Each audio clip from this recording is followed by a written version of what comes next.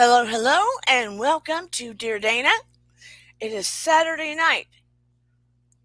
Should we be out doing something, having fun? But I'm glad you are here anyway.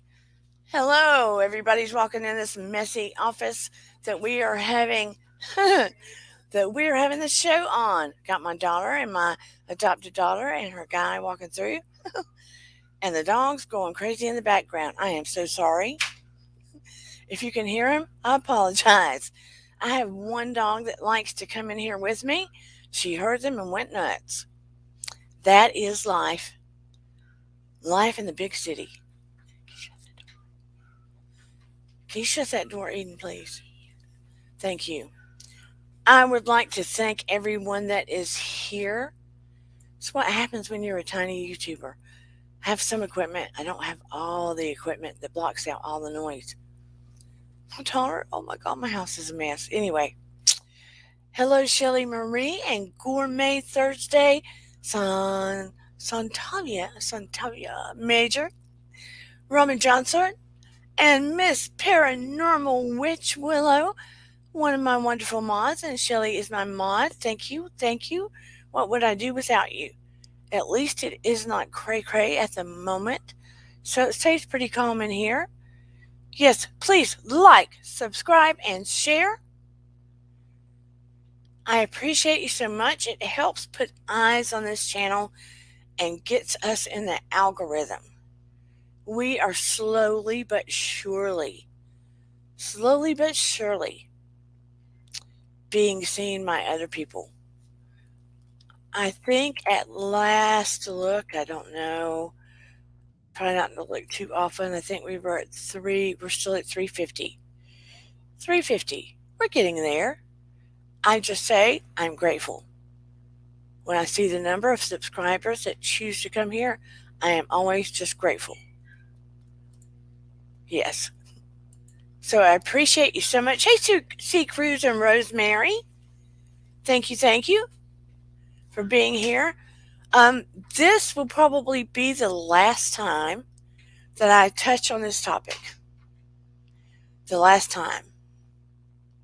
Yeah, I'm the turtle, not the hare. The turtle, not the hare. Will be the last time probably I touch on this unless we get some real good information. Thank you. Santavia says, am I saying that right finally or not? I kept saying Santivia, but I think it's Santavia. Says, best and safest place to be on a Saturday night. I sure hope so. I always say, please fill the room with light. Surround me with light. Let everyone leave feeling better than when they came in. I want to not do hoodoo, but I want to feel it so when you guys walk out, guys and ladies, that you are surrounded with a sense of well-being when you leave.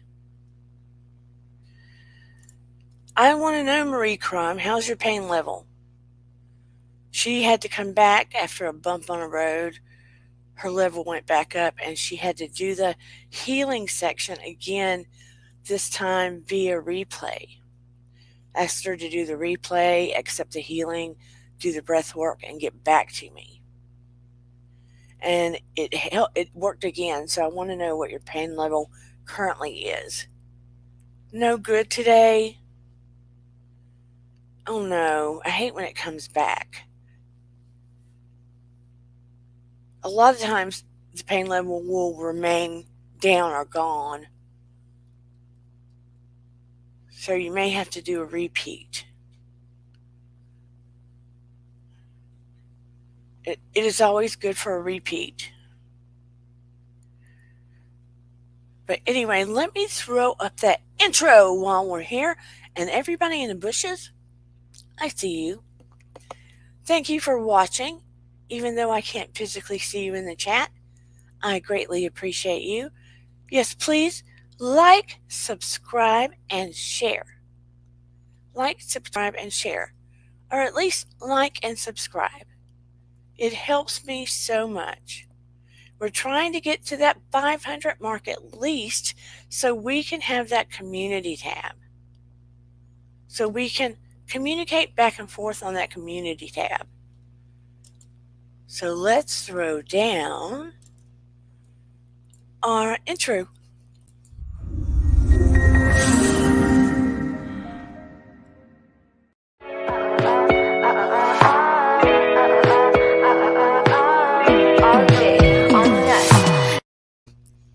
There you go. I'm kind of digging the new intro. I don't know how you all feel about it, but I like it so far. Occasionally we'll change things up. And before I get started, and I'm not saying, because I don't happen to mention them tonight, that there are not other good creators. Let me preface with that. I'm not saying that there are not more. Okay? So don't beat me up over it. But while I am here, and before I forget, because you know how my brain is like a squirrel sometimes, let me give a shout out to some good humans on YouTube. Okay? I want to give a shout out to Busy Blue, Jolene Lunzer, Freckles, a therapist salt, Marcella Speaks. Ooh, girl, I was on her show for a minute last night because there was a man. Ooh, honey, baby. There was a man whose attitude was from the 1940s, and he was arrogant, had no respect for women. None. And I had to get on. Sorry. But I wanted to give a shout out to Marcella Speaks, Up and Adam, Motor City Nerds. So please, if you haven't checked them out, which I'm sure you've checked a lot of them out, please go check them out. Please. Good humans. Good humans. We need more good humans on YouTube, don't you think? We need more. So anyway, let's get started. Tonight I wanted to talk about, they found Brian Laundrie dead. Which, if you've listened to a few of my videos back, I think you could tell from some of the things. Oh yeah, I wanted to mention, oh my goodness. Is she not here right now? There's a couple that come to our channel too that have shows. And I meant to write them down. Who has their own pages in here? If you have your own YouTube channels and you're in here, let me know so I can shout you out as well.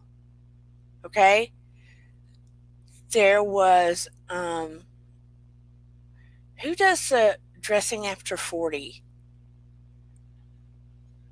It just, my brain went, ooh, I saw her channel earlier and I meant to write it down. And also, I got brain glitch. The one that comes in here, that's a chiropractor. If anybody remembers, it's not that I don't know who they are. I just get, you know how it happens. I got brain glitch. Please remind me. The one that's really cute, looks a lot younger, that does dressing after 40. And the one that's a chiropractor. I know who they are. She's on my IG, and I can't remember. Please remind me if you remember. But they both have their own pages. I know Dressing After 40 does. Anywho, hopefully I'll remember, because I want you to check them out as well. But back to Brian. We all know that bones were found and that the waters receded. No, not Monica Hall. She doesn't have a YouTube page. The waters receded, and Mom and Dad decided to come back. Some people said they called the authorities, and others say the authorities called them because the authorities were aware that there would be bones. And they wanted them to identify, or that they had found some items. Hello, Arseny. Buttercup. Or see, does your last name have Russian origin? Anyway, you know how the theorists go back and forth. And some people are saying, did the parent have contact with the FBI in order to make some kind of a deal? Hello, Levon Gittins, precious. So they would not be charged with, getting Angela. What's Angela's last name? So they would not be charged with being involved in holding back information for the crime. So they wouldn't be complicit. So those are some thoughts, right? And there's also, the bones were sent to be to an archaeological place to be examined more fully so they can try to really dig in and find if they can figure out cause of death. Cause of death. Although intuitively, I know it was suicide. What I was saying earlier, it feels. I know you probably won't have time, and who really wants to? You may remember. Hey, Busy Blues #2 fan.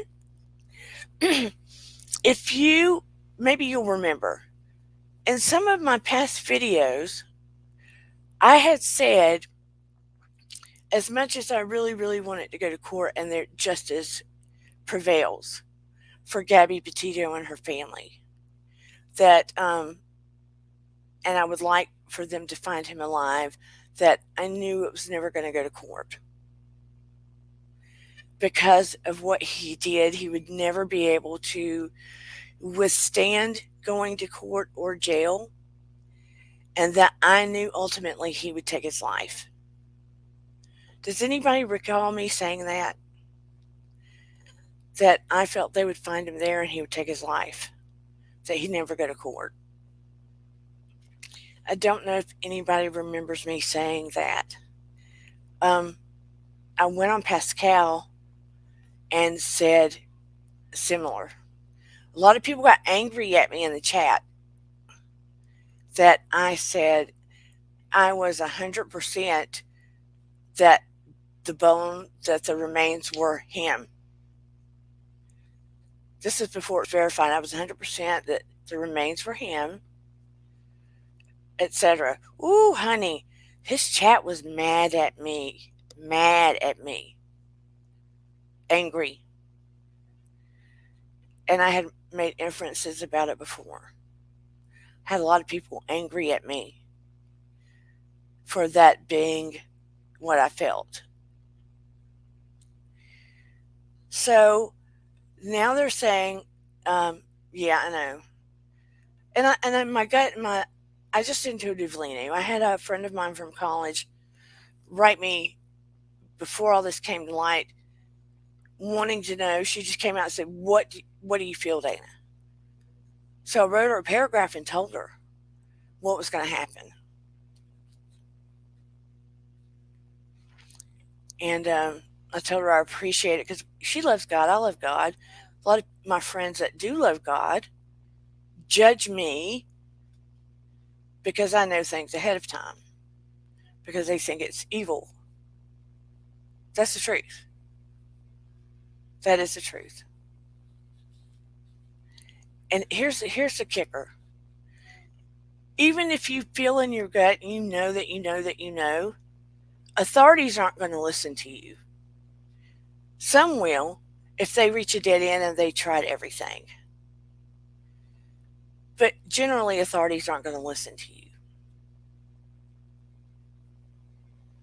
Gourmet says, Brian was a wild animal. He wouldn't be able to be caged, but I'm curious about his parents and how he died. In my gut, there's two sides to Brian. There's a side to Brian when it comes, it's more so in relationships. that he shows some of this negative side. Do you understand what I'm saying? I feel like he shows more of this negative side in relationships. And I feel like really, really, really, the most primary serious relationship he's ever had is Gabby, to be honest. The most primary serious relationship he's ever had with Gabby, in my opinion, because he wanted her in high school.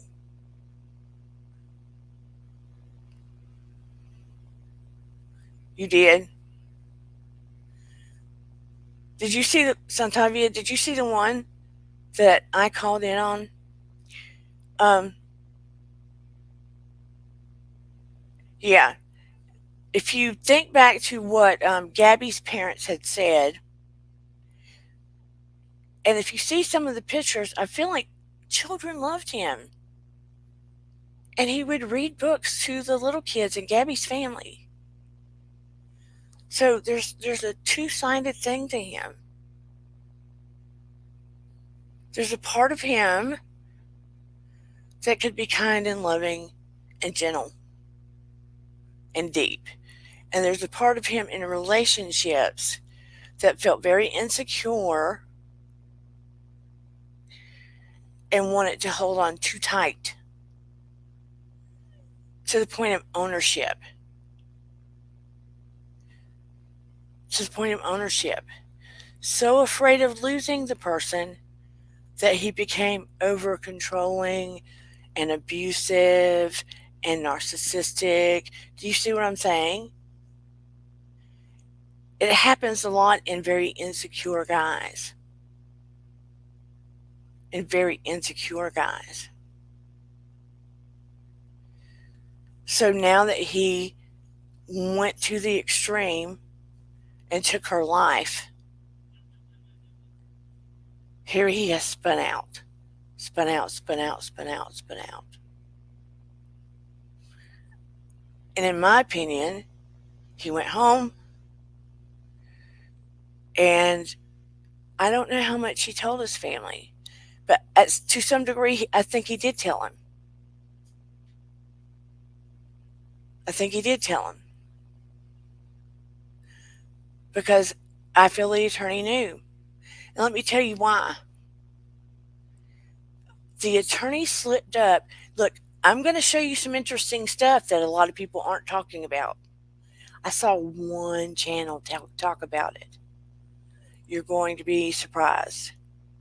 And it's not like, oh, the Laundries, but you're going to see another side.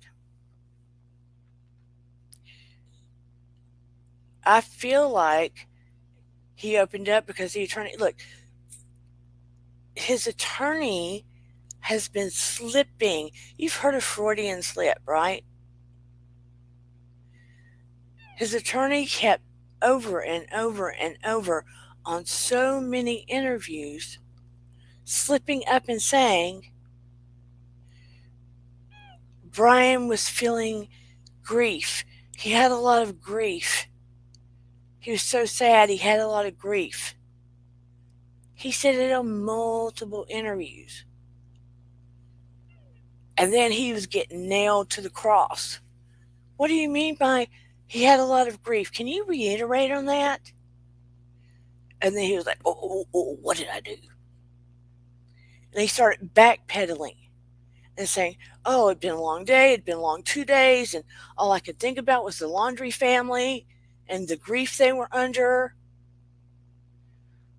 So what I meant was he was under a lot of stress.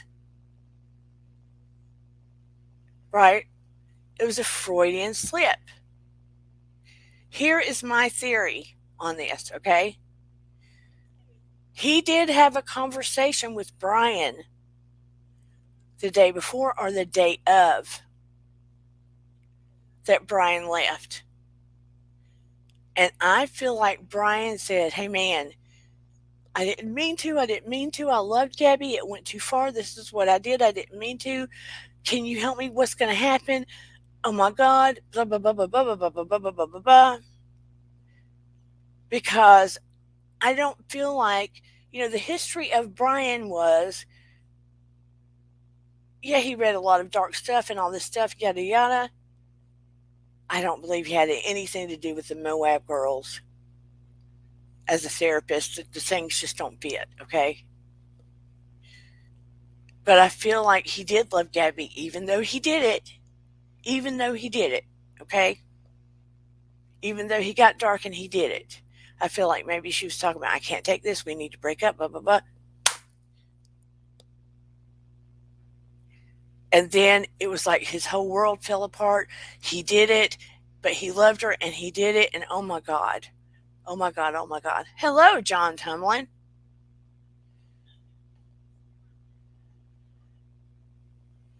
Oh Lord. Let's not go there, John. Okay. Let's not say all that stuff. But, and then it was like the world comes crashing down. So I feel like his attorney was like, I'm going to defend you. Don't talk. This is what is going to happen. It's a crime of passion. But if you run your mouth, this is what you're facing. Hey, Christopher Taylor. And the fact this is what he's facing, and the judge and the attorney is saying, but I can get you this. And then he's looking at what his parents are facing, but I can get you this. Maybe I can get you manslaughter. Or we can go with the story, but keep your mouth shut. And on top of it, even though he did it, on some level he is grieving, even though he did it.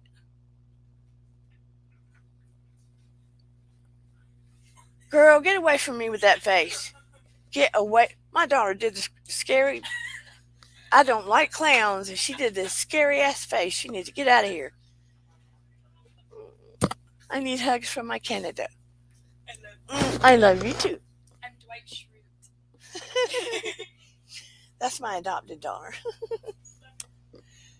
Anyway, sorry about that. I don't never get to see her. But on some level, he's grieving too. So here he is spinning out, spinning out, spinning out.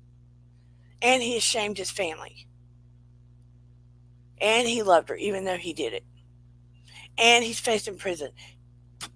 Even if he can get him manslaughter. Even if he can get him manslaughter. So he decides, I'm going to pack my stuff, say I'm out the door. And his dad knew he had a gun. On some level, I heard his dad knew he had a gun. Because his parents knew there was potentiality, yes, he shamed his family, for him to take his life. They knew the potential was there. And his dad said he tried to stop him, but he couldn't stop him because he's grown. So he leaves, and he takes the Mustang. Arsenic says sociopaths and psychopaths don't. They don't what? Gourmet Thursday says, oh, wait a minute. I got to back up. I just hope he's not trying to fatten Gabby in the spirit world. That scares me. He can't. He can't. Let me tell you why. For my NDE and everything I know in the spirit world, okay? Gabby did not commit a crime. She would go straight to the light. He did that. He cannot level up. He cannot find her in the spirit world. So don't worry about that. Okay? Don't worry. It's a whole, he can't level up at this point. Don't worry about that. Let me go up to where Arsenic, get the whole thing that Arsenic said. So I can get the whole conversation. Arsenic, where did this start? Boop, boop, boop. What am I missing? I think he snapped. Agree. Sociopaths and psychopaths don't what, Arseny? What am I missing? That's what I'm missing. Yes, they are looking into the way the DV was handled. So he's not a sociopath and he's not a psychopath. I don't get the feeling he's quite either one of those.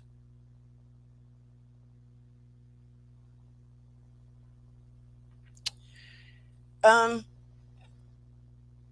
on some level, he snapped. It doesn't make he is narcissistic and controlling.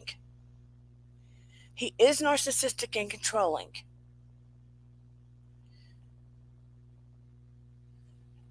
My initial feeling was that he shot himself in the head. But the other option, it was the head or the heart. One of the two places, the head or the heart. They only found partial skull. But my first gut reaction was the head because he wanted it over quickly. So he would have gone for the head or the heart because he wanted it over in the first shot. He wanted to make sure he was gone in the first shot.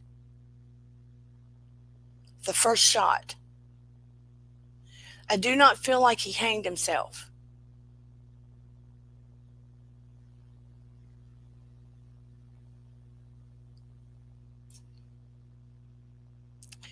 And I feel like he did it within the first 1 or 2 days, not weeks.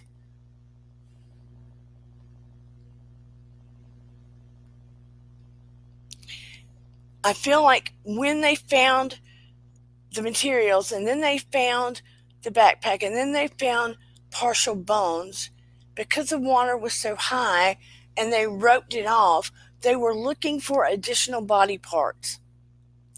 That's why they closed off the park.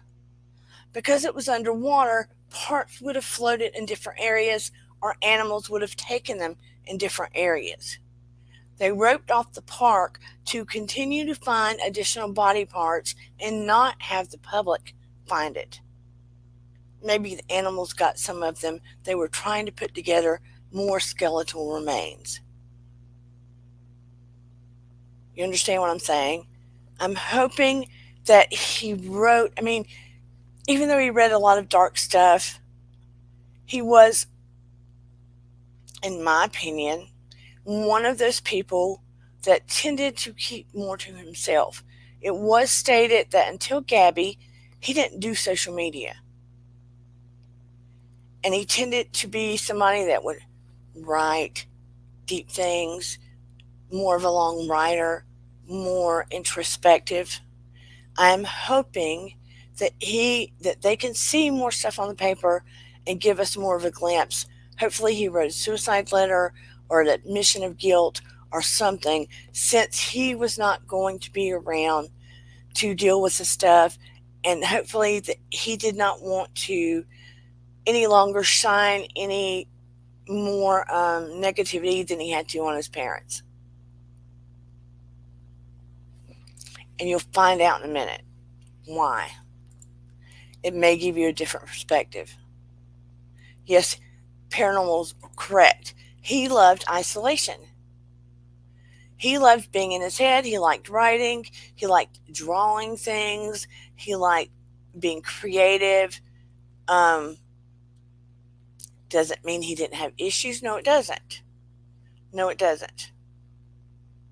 Gabby liked being creative. She liked being more part of the world.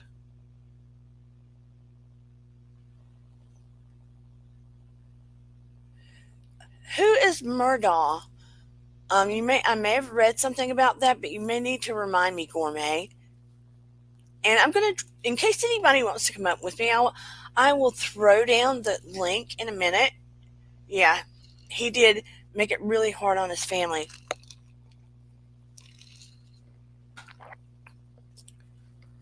Excuse me for having a drink. And let me say this. Whether the family handled it correctly or not. Let me say this again. Let me reiterate this, okay? When Gabby and Brian left to go on this trip, his mom and dad, just like Gabby's mom and dad's, Never in a million years, I am sure, imagined that they would be in this position, plastered all over the world, and ultimately losing their children. Regardless if Gabby's life was taken from her or Brian took a life and then took his own life. Both of these families have lost their children. Take that in your heart for a second. Regardless of how they left this earth, both of these families have lost their children. And I know you've heard it over and over again. Being a parent who has lost a child. And I know we've all lost somebody. I've lost a mom, not a mom, I've lost a dad, grandparents, friends, pets, etc. But being a parent that has lost a child, I can 100 promise you it is the most gut-wrenching, different kind of loss that I hope you never ever experience in your lifetime. And if you have, I am deeply, truly sorry. Because it is the most horrific, different kind of pain that you never get over. You learn how to push forward. And the best medicine is to try to make a difference. So I'm asking everyone, regardless of how you feel about how the Laundries have handled this, that you not only give Gabby's parents love and light and prayers, that you give the Laundries prayers and grace. You don't have to, you're an adult, but I'm asking you to please consider doing this. Okay? So moving on. Here we have, they're sending it to archaeologists to try to get more answers. And that lawyer, let me tell you, if he has not ruined his career by now, from what I understand, he's a family friend that has known Brian since Brian was a little kid. And that's why they contacted that lawyer. Okay, Gourmet says, Alex Murdaugh, his wife and son killed execution style. Then he hired someone to shoot him. Oh my Lord. That is a case I need to look into. I have not heard about that case. Or I don't think I have. Good Lord. What the heck was wrong with that man? I need to look into that case. Yes. We need to practice. Arseny says we need to practice mercy. We need to practice mercy.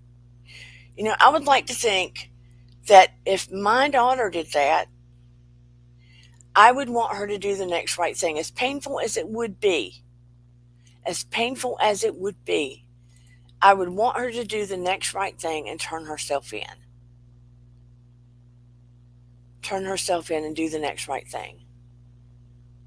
As painful as it would be.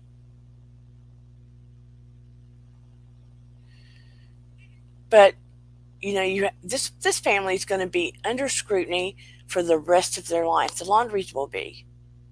They're going to be judged and under scrutiny for the rest of their life. Paranormal Witch says, it was their choice. They knew their fate. There's no manual to tell you how to handle a case like this. It's a shame it went down this way. It is a shame. He was not Brian's lawyer. Who was not Brian's lawyer? The one that is talking to everybody, the family's attorney, he was Brian's lawyer.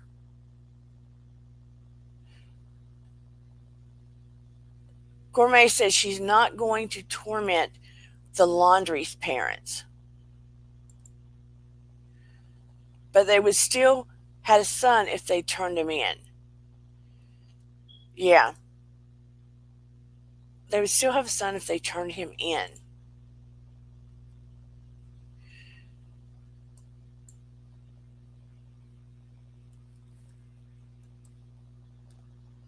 But it says that the attorney spoke to him the day he left. Yeah, Dr. Dreidl's right. It's going to be the first case that pops up for his lawyer when others search his name from now on. And he flubbed it so terribly. I mean, he mishandled it in public. He jumbled over his tongue. He was irate with everyone. I would not want a lawyer like that, in my opinion. Would you?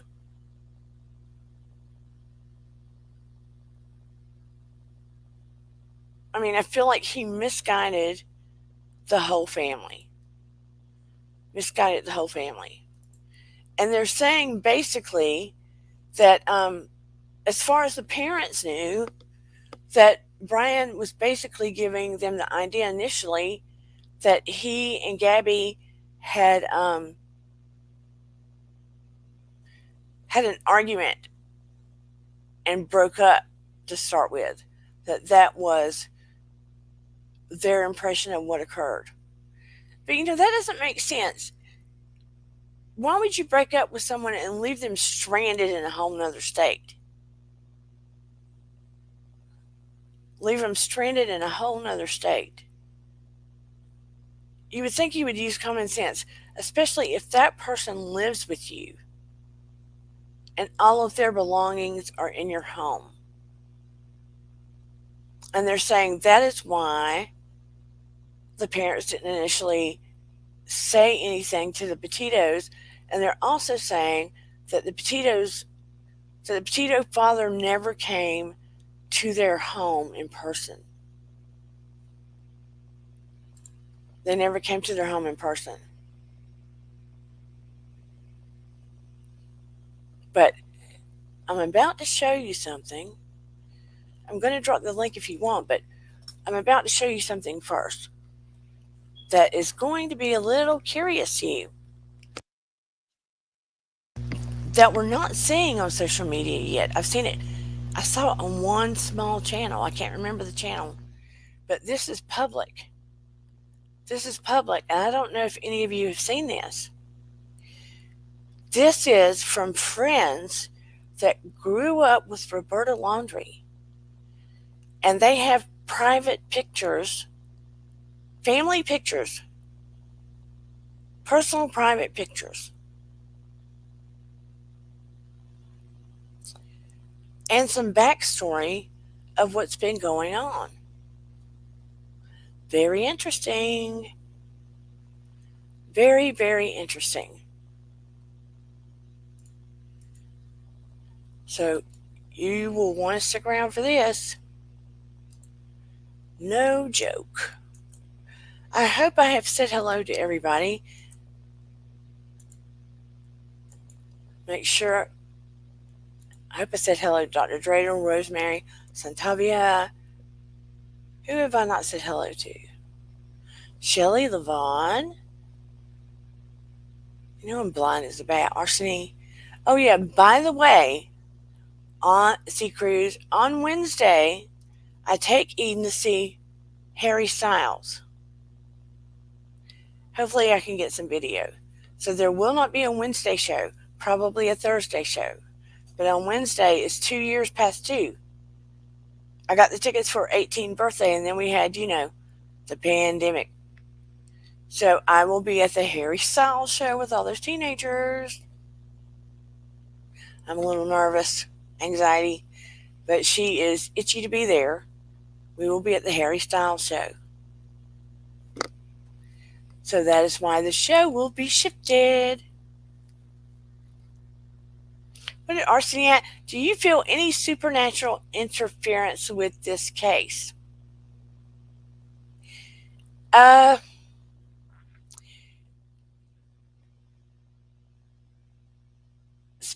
spirits are, like I said, I knew he was gone because Spirit knew he was gone. And he is not in the light at the moment. Sorry. Oh, Lord. I will do that. Marie says, wow, you need to watch Steve Huff's Spirit Box. I view with both Gabby and Brian. Marie, did it show Brian to be in the light? I bet you it doesn't. Which is creepy feeling.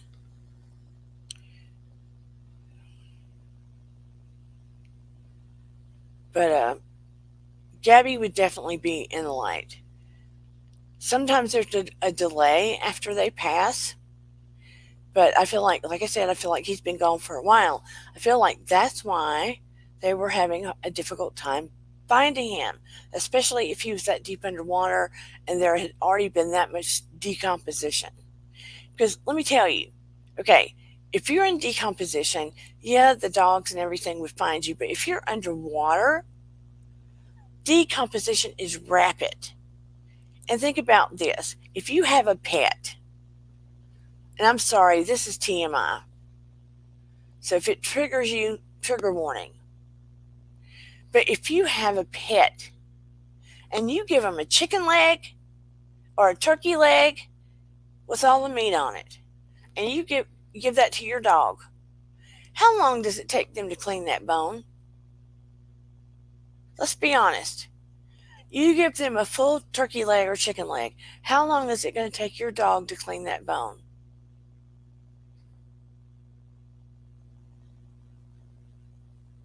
Enough said. Common sense. Some of those people. Oh, thank you so much, Willow. That is spooky, Marie.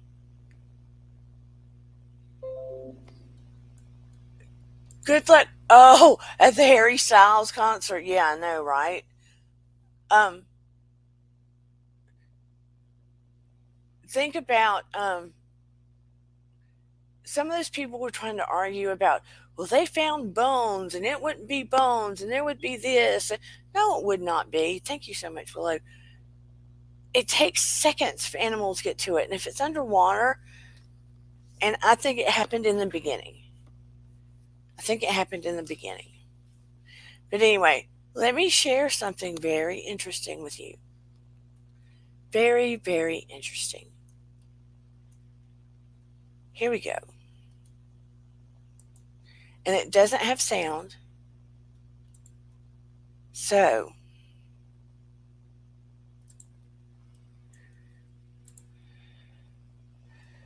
where is it, Dana? Okay. It's under Leave the Laundries Alone. Why am I getting buzzed? Oh, news break. Okay. These people know them.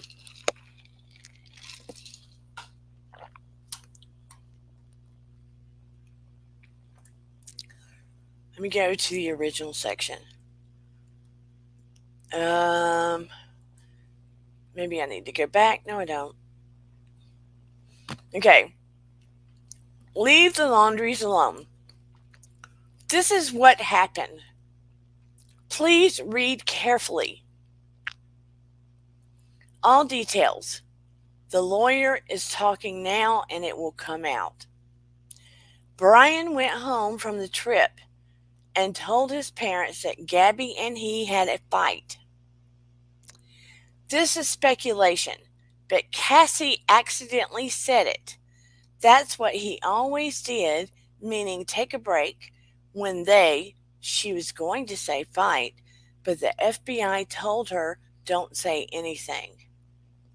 The FBI didn't, Brian, want to know she told the FBI this because they wanted Brian, if he was lying, to tell different stories to other people who could later testify as witnesses. Cassie messed up and then said, "That's police stuff." Gabby's dad did not go to the house. Proof on this page. Do not ask me for it. At 6:30 p.m. on Friday the 10th, the Petitos started texting Brian. They didn't have Cassie or the parents' numbers. The Petitos didn't have the Laundrie's numbers. Brian's parents found out on the form from the police that Gabby was missing, not dead. Proof of this on the page. The Laundries called a family friend, a lawyer, who said, "Don't talk to anyone. Give them my number and I will take care of it." Now look at that. 6:30 p.m. on Friday the 10th. The Petitos started texting Brian. They didn't have Cassie or the parents' numbers. The Petitos didn't have the Laundrie's numbers. Brian's parents found out from the police that Gabby was missing, not dead. The Laundries called a family friend, a lawyer, who said, "Don't talk to anyone. Give them my number." They found out from the police. Said, "Give them my number and I'll take care of it." So they did. Saturday the 11th, late in the afternoon, and Sunday, they realized Gabby was missing. The whole time Brian was home before knowing Gabby was missing. They didn't mean Brian didn't know. The Laundries thought Gabby was with a friend or whatever they were told. I do not have specifics other than they were taking a break. Brian and Gabby shared the van.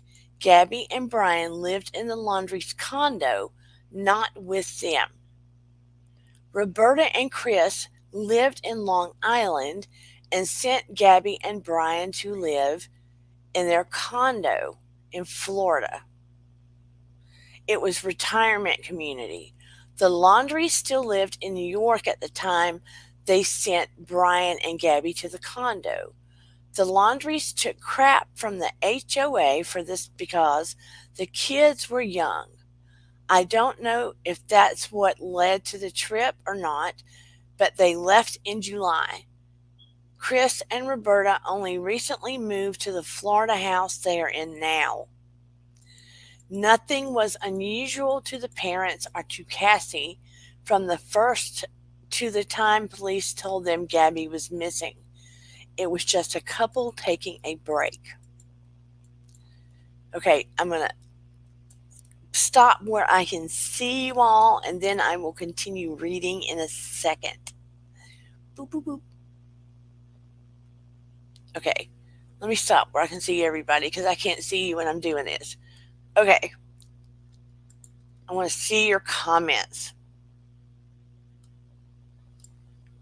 I don't believe this post at all. It sounded scripted to me and it does not make sense. But it kind of makes sense to me. It kind of makes sense to me because their primary home was in the other place. And they would go to Florida in the summer. And I had heard that Gabby and he lived in the condo before. I had heard that. And now, recently they decided to sell it.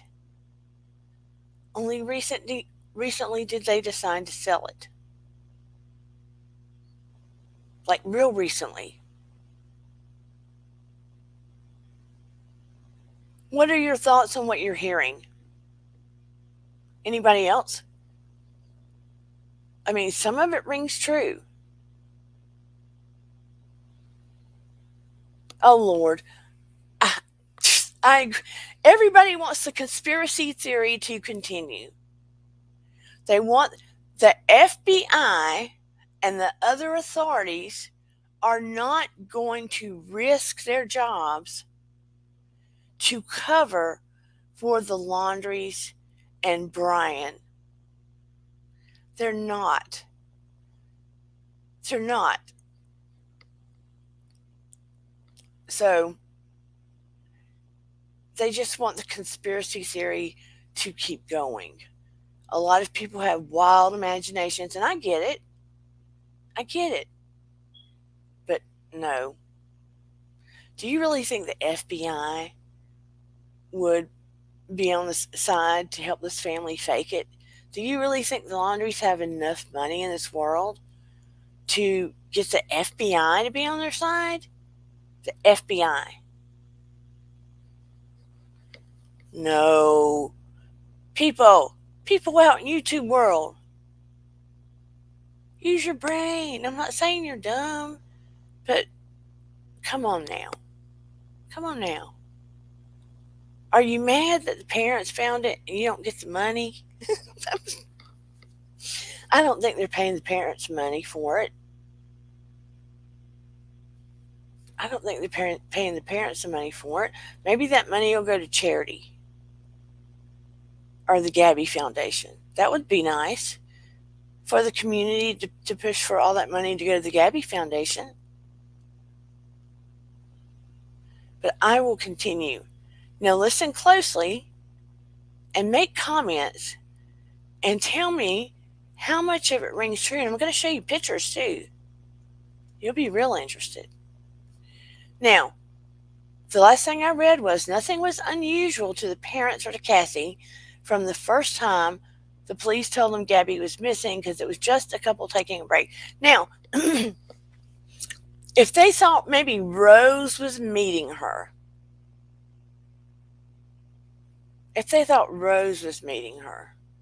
maybe it wasn't that unusual. Until they heard she was missing. Then the cat was out of the bag, right? The lawyer is old school like the parents. He doesn't use the internet to advertise. He has a very bare web page and advertises by word of mouth. Even Roberta's longtime friend who helps admin this page is always getting confused. Who wrote something, uses dictation to type, and is always accidentally hiding or deleting and hiding comments. Instead of banning people from the page, she would just block them from hers. A lot of older generation people don't understand social media and the impact of it on this case, and that was true for the Laundries and their lawyer, I believe. The lawyer is a no bullshit, she said, person who underestimated how many people lack critical thinking skills, so he didn't address ridiculous rumors. Brian was very private and didn't even have IG until Gabby and the Laundries and their family are the same. Until Gabby and the Laundries and their family are the same. This has been a nightmarish for them. Sunday, they were learning like everyone else the details on the news.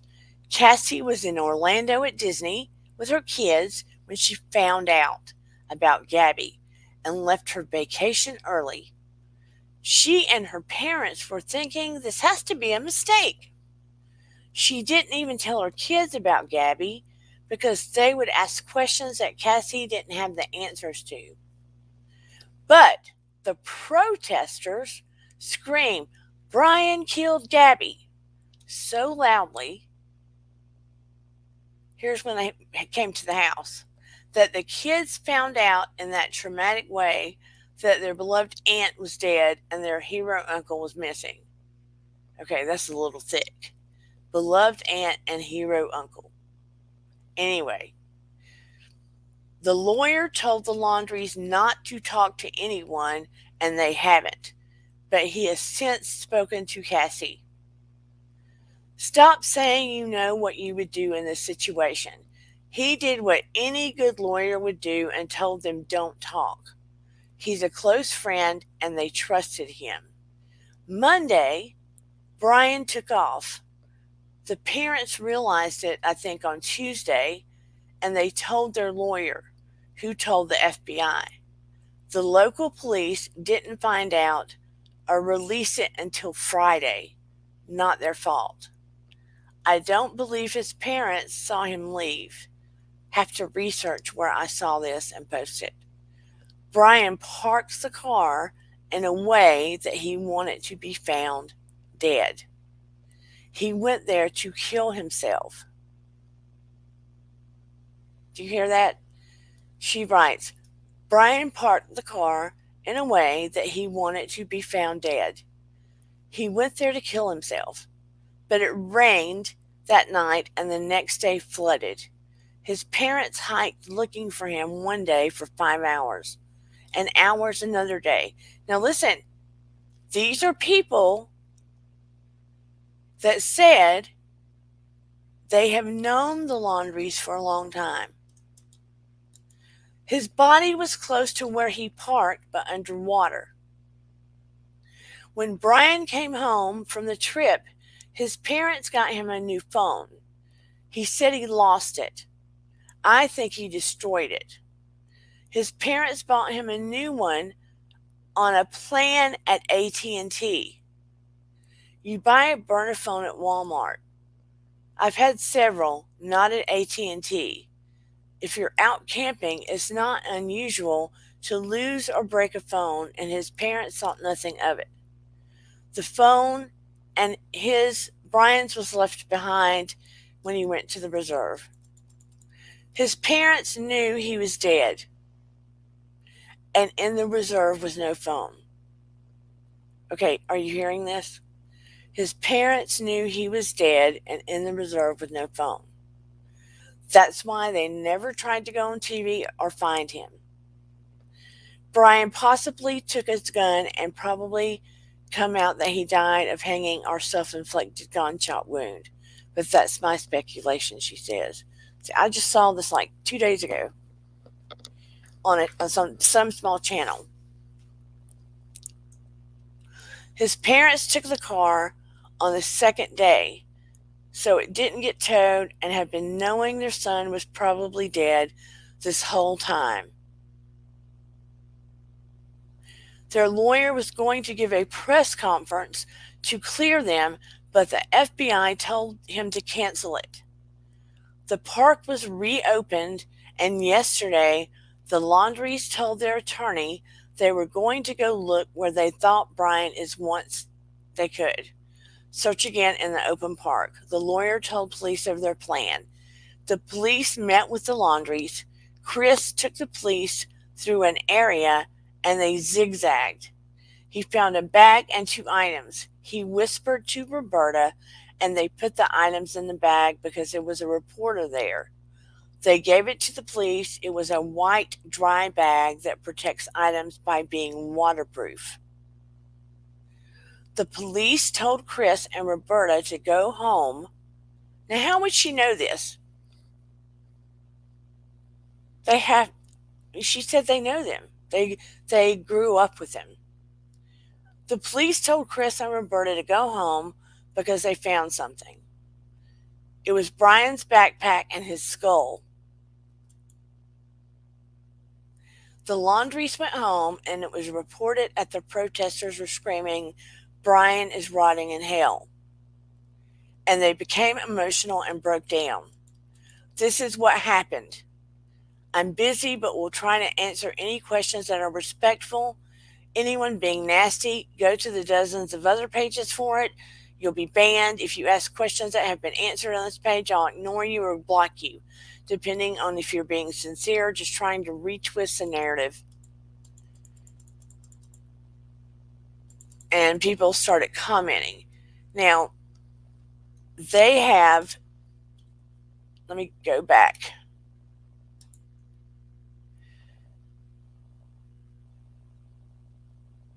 Try to find where this was originally started.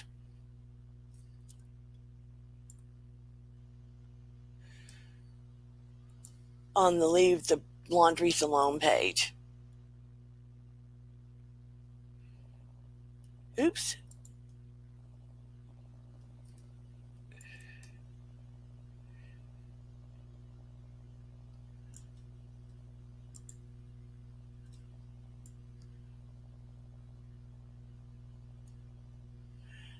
They have pictures, I'll go here, of the Laundries when they were young. This is Chris Laundrie. She said, for all the ridiculous people saying that Roberta cheated with this attorney, this is a pick up Chris who looks like Brian. These people aren't scandalous, horrible people, and the outrageous theories are embarrassingly ignorant. This is Roberta. This is them when they were teenagers.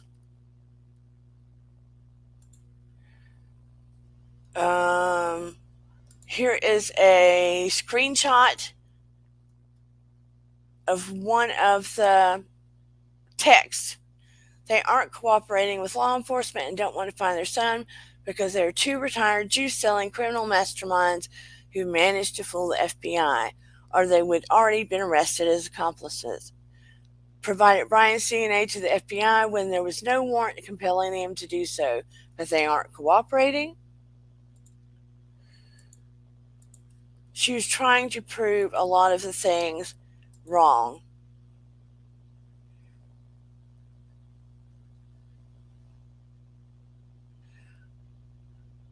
They said that Denise is one of the friends of Roberta that grew up. She's known Roberta since she was since first grade, and they wanted to let her talk to them about the Laundries, but they said because I don't think we interview her because there's no blah blah connection to the case. 48 Hours producer said she would pass her name along the CBS affiliates in New York, but they never interviewed her.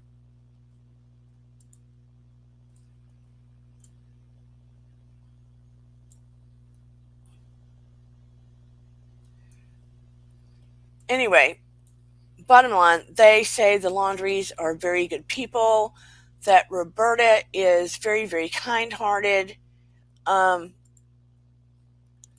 they wish people would be a little more, give them a little more mercy, not come down on them so hard because they don't know all of the backstory. This says Petito did not go to the home physically. Northport police said separately but expressed concern about his daughter's whereabouts. Nearly everything but the time and address has been redacted. Anyway, you get the drift. I'm going to come back. Now, what are your thoughts?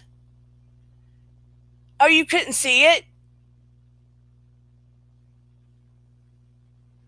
But you could hear me, right?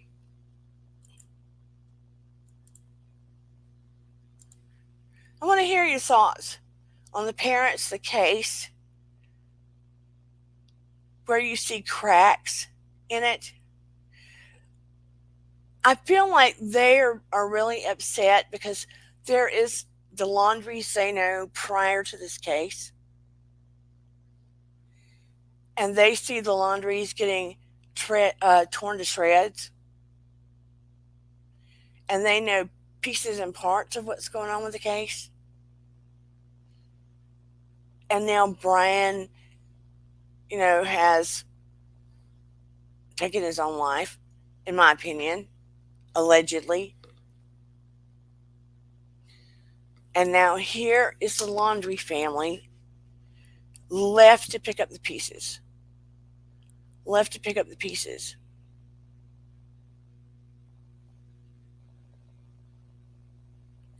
Yeah, they're starting to say they lived with him for 2 years. But you know what? I think I believe they lived in the condo. So if they have a condo and there's an HOA and the condo's empty in Florida, right? Why wouldn't they live in the condo? I would have a hard time living with two 20-something-year-olds in my house if I'm older and set in my ways.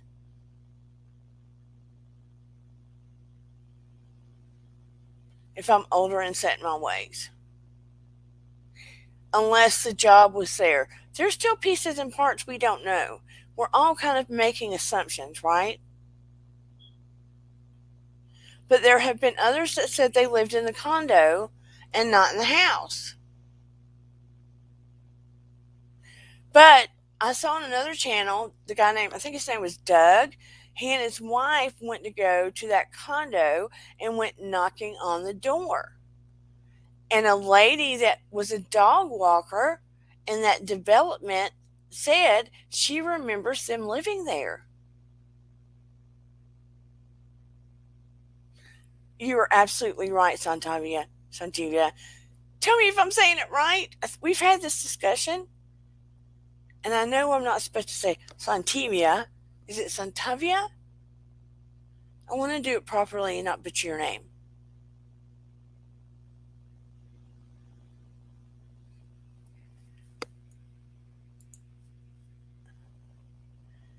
But I feel like they probably did spend a bit of time in that condo. Because who wants to be up under mom and dad? Let's be for real.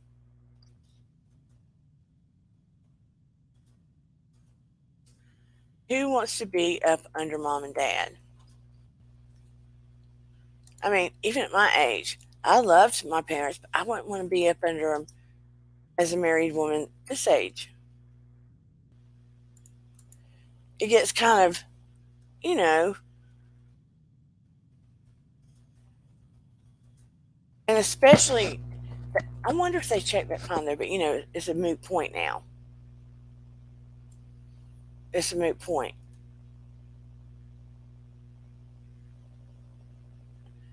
But everybody's been so invested in this case. Look at the millions of dollars spent. But you know what flabbergasts me? The thing that I do have to say, Santivia, Santavia, Santivia, Santivia,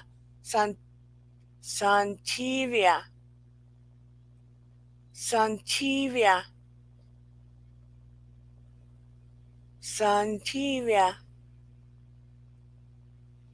Santivia. Okay, Santivia. Um, the one day the dad did go out to look, and they caught him, laughing it off with that guy. We're all going to laugh and stuff. We're human, but there are pieces and parts that need to fit back into the cog. There are pieces and parts that need to fit back in. And I'm hoping that he did leave some kind of letter behind that they can read.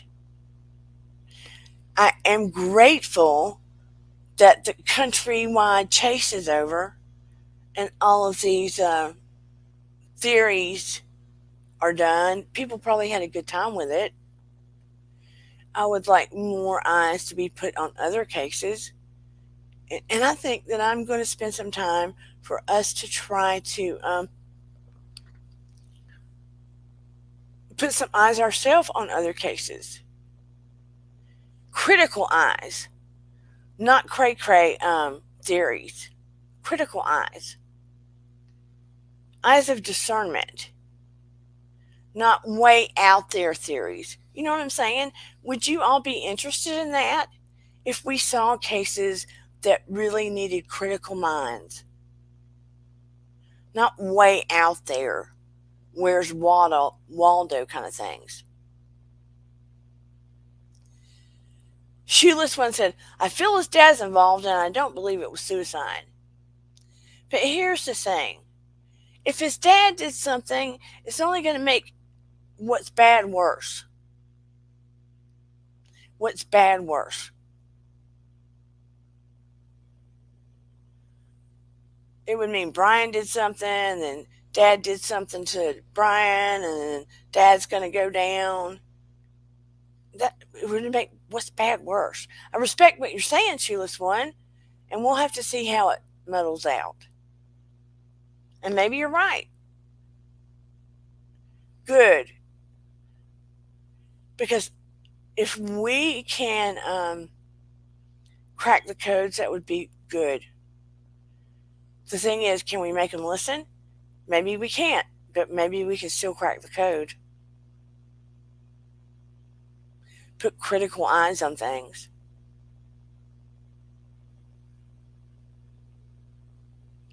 Maybe if we get enough critical eyes on things, even if they pretend they're not listening, I believe they actually do.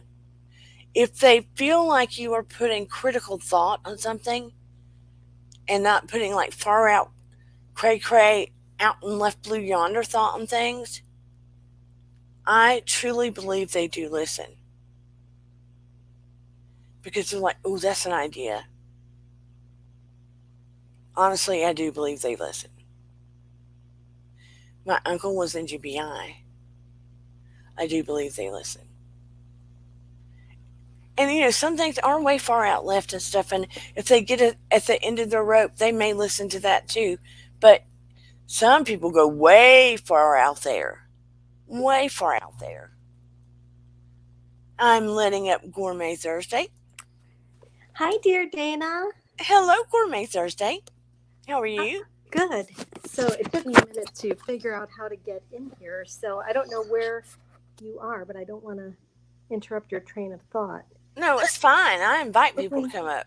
So I'm looking at that post that this person put up on Facebook.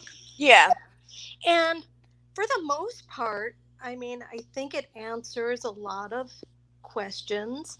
I think it's unfortunate that the lawyer didn't know how to handle such a highly publicized case in this yeah, instance because it really kind of messed up the laundries. Because really, all they needed was somebody to represent them and talk to the media about what's going on because they really did look kind of like villains in this whole situation.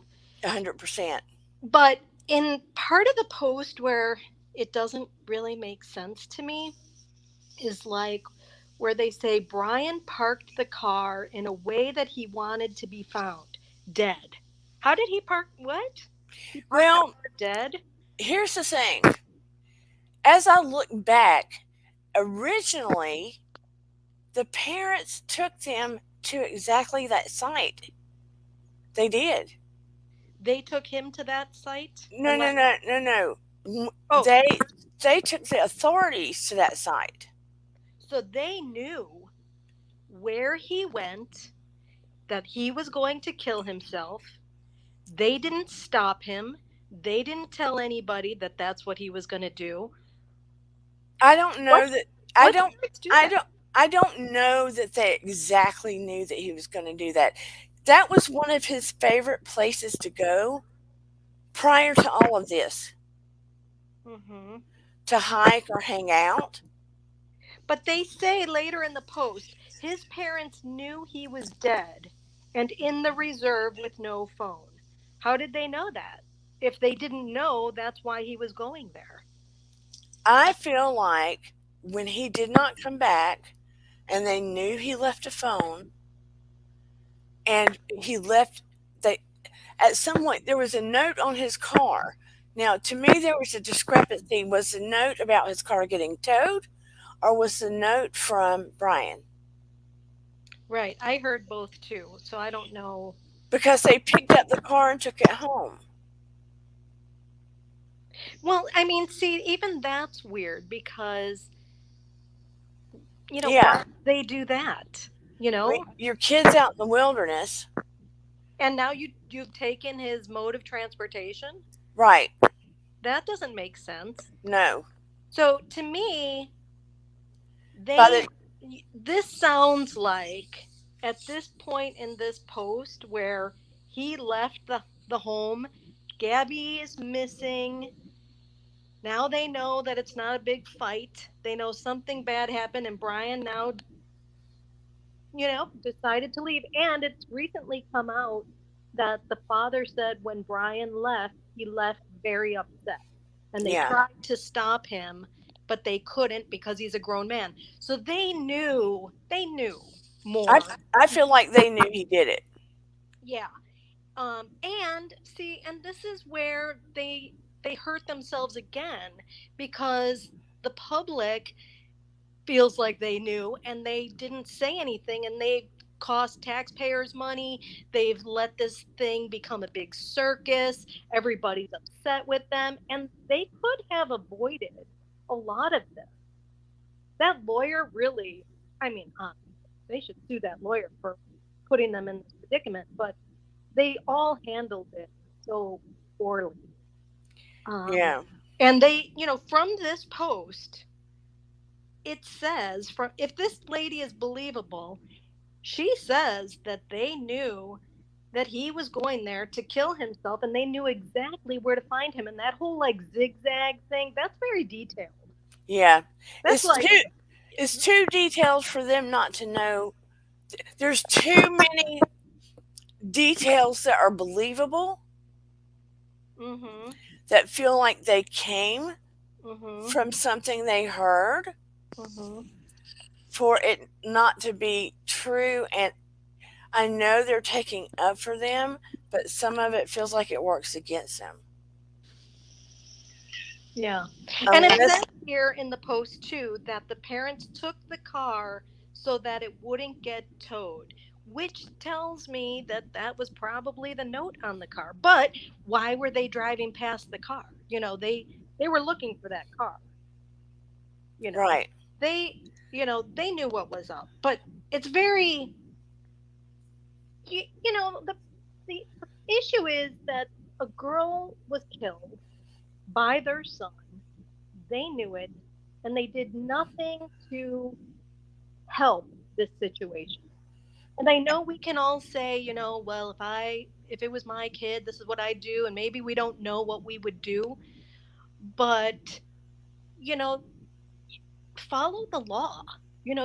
Murder is wrong. you know, Tell your kid you need to go to the police with your lawyer, explain, what happened or whatever. Let the lawyer talk for you, whatever. But instead, they just kept silent. And now you've got, you know, two people dead. I do believe he killed those two other women, Oh, but 100%. yeah. 100% he And I did. don't know if we'll. I mean, I feel for like Gabby's family. Yes, it's very sad, but there's some level of peace because we know who did it. We know why he did it. Oh, I can't hear you. Oh, how he did it, why he did it. You know, as far as like Gabby's death goes, Yeah. they have peace. They can heal from this. You know what I mean? Like Yeah. just because they know. As far as like the Moab women, will that Uh, father ever get peace? Will this ever, you know, be solved, legally, or will he ever be incriminated, like what's posthumously or whatever whatever that is. yeah. Um, Posthumously, yeah. yeah. So I don't know. And then just one last thing, I wanted to point out that comment from Sarveni where he said, or she, um, about Santivia? no, Sarseny, Arseny. arseny, yeah. Um, about there's it seems like there's a lot of kind of uh, like kind of spiritual influence in this case. Yeah. And if you research like that whole trip, and I researched that whole trip weeks ago before I started getting sick of the whole thing.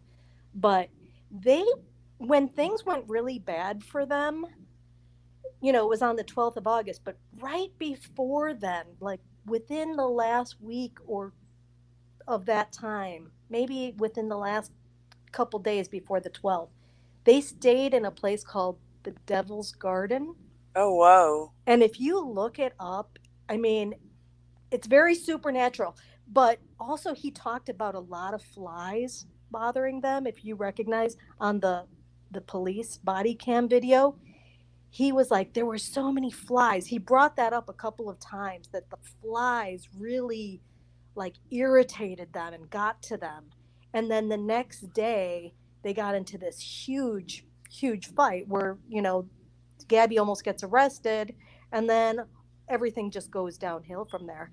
And you know, I just think that kind of being in that kind of natural environment for so long and confined as well, and then you've got flies and you've just got this different type of energy surrounding you. I think Yeah. something may have, possessed them in a way. Well, I So can't. I yeah, cannot. Sorry, I'm sorry. that's okay. I cannot discount it on some level because he read a book called Lullaby, and that had a lot of dark stuff in it. Yeah, he read a lot of stuff from that particular author too. So it wasn't just Lullaby. It was like some other books from that author, that were about murder and serial killing and stuff like that. And yes, I've seen his artwork, and he's very he's got a very dark mentality.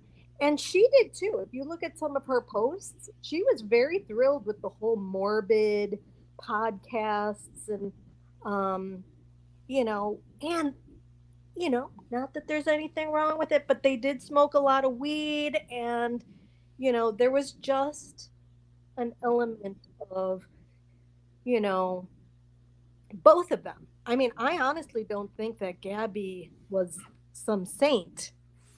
I don't think that at all that she deserved to die, but I don't think that she's, you know, this perfect person, you No, know. nobody's a saint. Well, Right. thank yeah. But yeah, but I don't think that, I think that, people have come out like she's, this angel from above, like the Virgin Mary or something. And I don't really think that that was the case. I think that they both were very toxic with each other.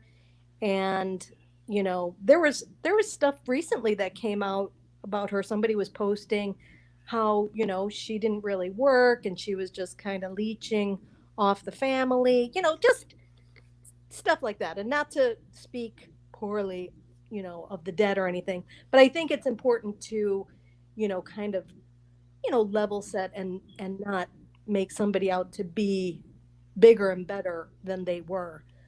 We Um, just we have to discern well though, because sometimes a parent can't like somebody we're dating right. and have negative because also she was working at the juice place as a nutritionist. And I had heard that he didn't like her working anywhere where she was exposed to a lot of people because he was worried about her not wanting to stay in the relationship. So it's half one dozen and another, Yeah, I totally believe he was a controlling We don't know. person. Um, you know, but she was with him for, a couple of years, and They were and codependent. yeah, they were very codependent. And I do also suspect, because there I was confused during that trip for a while about why he like left and went home mid trip, if you Yeah. recall that. And for a long time I was very confused about that particular part of their trip, because it was like he flies home, she's staying in a hotel. He probably took the keys to the van. So, did you hear? It was actually in an article, but they had found like keys, a set of keys at the site where those two Moab women Yeah, I heard were about that. killed. And so, some people are thinking that that was Brian's set of keys. But they were And examined. were they his keys or no? They're saying that they were not. Oh, because I didn't hear, I just saw that. And then people were speculating that it might have been his keys, and that maybe he went back home to clear out that storage unit, because there could have been like a key to the storage unit on that set of keys. But Maybe if they prove that it's not his keys, then that, I don't know. But I do think that whatever he did to leave, I think Gabby knew why he left, and I think she knew when he was going to come back too. And it was crazy. she stayed put in that hotel room without really contacting anybody. Like, she talked to her dad a couple times, Maybe her mom a little bit. I don't know. It's not very clear, but it sounded like she was pretty holed up in that hotel room waiting for him to get back. So he went out there for a reason, and she knew why he went out there. That didn't make sense. That chunk of time does not make sense. Hello, Blobby. Does not make sense to me because remember how terrified she was to be alone? Well, she said that she wasn't used to driving the van, that he did that. But she said, I Um, can't be alone. I can't be alone. yeah, they're like a team, and he said that they were a team too. They both used that terminology that the two of them were a team.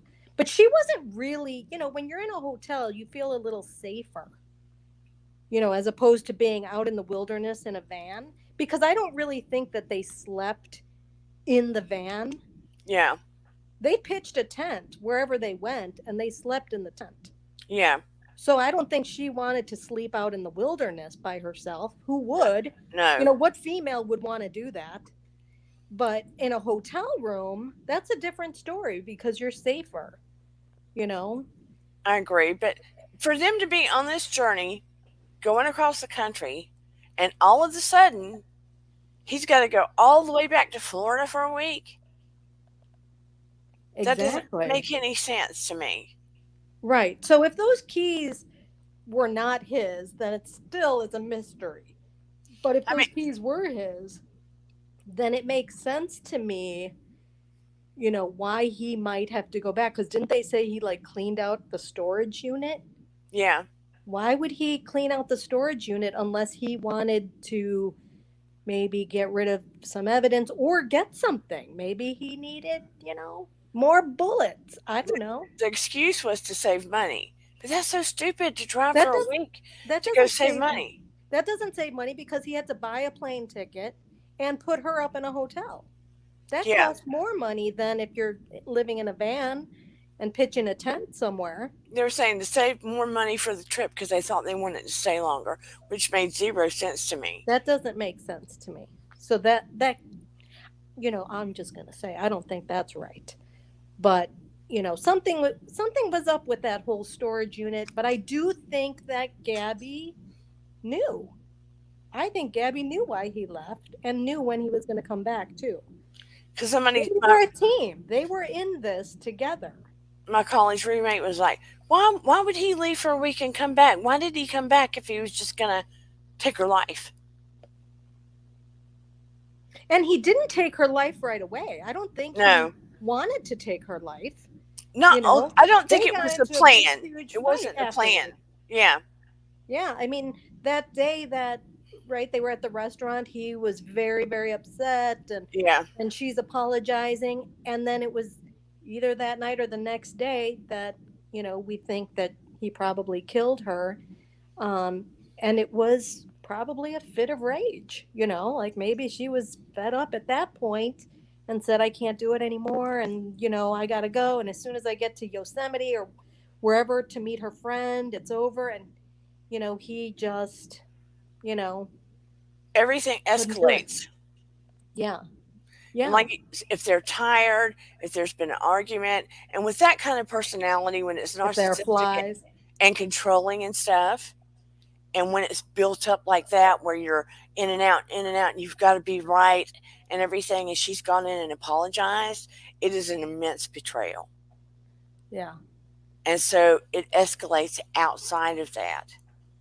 Yeah. And if she felt like, I can't do this, I need to break up with you, so Yeah. that's all he I, needed. You're yeah. not going to leave me. Yeah. And we see that a lot with women who try to leave abusive, controlling men. It's when they try to leave is That's the when most. that's when they're in the most danger, Hmm. when they try to leave. So this is probably a case like that, unfortunately. I wish I do know why he left during that 5 day, that's very mysterious and suspicious Bizarre. to me. But I do think that Gabby knew why he left. I don't think he just abandoned her and they broke up and then she called him to come back. I don't think that happened. Unless the mom said, I'm selling the condo. you need to get her stuff out of here, unless it was because stuff was in the condo. Well, couldn't they have just done that? I You would don't think know. so because I she's mean, got a son-in-law and other people. yeah. I mean, there are Unless pieces. they are different. They're a different type of family. Maybe they told him like, you need to be the one to come back. We'll pay for your airline ticket. You come here, clean out that storage unit. Well, it was a storage unit, right? It wouldn't have, but maybe it was the condo. I don't know. I mean, there Maybe are it was him. pieces and parts definitely missing, and I think with the attorney, he handled it so poorly, and So he poorly. just said, "Say nothing. Yeah. Let me handle this." And Yeah. then you have the spot where he said, "Don't talk to Cassie." Cassie's coming forward saying, I've lost my brother. That's curious. That just, Mm-hmm. a bulb just went off in my head. Mm-hmm. I've lost my brother. Remember her saying that? I know she was talking to the media, something like that, but My family doesn't mm. talk to me. I've lost my brother. But she went on that camping trip at least for a day Yeah, when they but all when, had their little family reunion. when they went to her house and there were like protesters out in the front yard. So the family was mad at her because she spoke to media or something. No, they came out there and they were like, Gabby, blah blah blah, and this, and that's when she said, this is how my kids are finding out that Gabby's gone because of you guys. And she said, my family's not speaking to me. I've lost my brother. I'm gonna go back and watch that. Well, see, again, another bad decision on this family's part. Like she knew all this was happening. This was becoming national attention. She and her husband probably should have sat the kids down and talked to them and explained what was happening and maybe taken them out of school for a while. And But they're little, and I now, know. but her words, looking back now, it's almost telltale that on some level she knew he was gone. Hmm. Yeah, because in this post, this lady who knows a lot of details probably talked with the Laundries and got this a lot of this story because she's got some details that only people who would know this couple would know. And she says that they knew he went there to kill himself. Yeah, they probably knew when he did not come back and he was in that situation that that was his plan. They knew him well enough because even I knew, but I'm a psychotherapist, that Hmm. with his personality and stuff, Hmm. that it would never go to court. Right. That he would take his life first. It would never go to court. Right. I mean, I knew intuitively, and I just knew. So Yeah. they knew their son, and the lawyer probably said, I can get you manslaughter. That's going to be my goal, just to get you manslaughter, because there's no way in heaven and earth that he said I can get you off. But wait, he he went missing before they found Gabby's body. He went missing on the 13th. They didn't find her body until after that. Yeah, but he knew he'd done it Well, yeah, but why would the lawyer be telling him, I can get you manslaughter, unless he confessed to killing Gabby at that point? because I know he had to have told the lawyer. Well, if he told the lawyer, then he sure as hell told his parents, too. Bingo. Yeah. So then they knew she was dead before everybody else knew. And I they I still believe didn't say anything. And they protected him and they allowed Gabby's family to, suffer more because as the a lawyer result. said keep That's your why mouth they're shut. being villainized. Because the lawyer said keep your mouth shut. Well, the lawyer, he doesn't know how to handle, high, publicity cases. In my opinion, allegedly. The lawyer said, "Keep your mouth shut." Bertolino said, Allegedly, allegedly. "Yeah, because he's known him forever. He knew Brian from a little boy." Allegedly, he said, "Keep your mouth shut. Let me handle it." Yeah. Yeah. So they did. Yeah. And when they felt like Brian was gone, they were probably mad, grieving, trying to deal with it the best way they could. And that's why you saw this stoic, angry look all the time. Yeah. But I think it's just very suspect that the parents would go out, zigzag around, and all of a sudden they find his backpack and his skull. I mean, But think come about it. on. All this time, they took him there the first time. They took the authorities right there because that's where the car had been. That's where they took Brian. That was one of his favorite places. But then the place got flooded. It got flooded.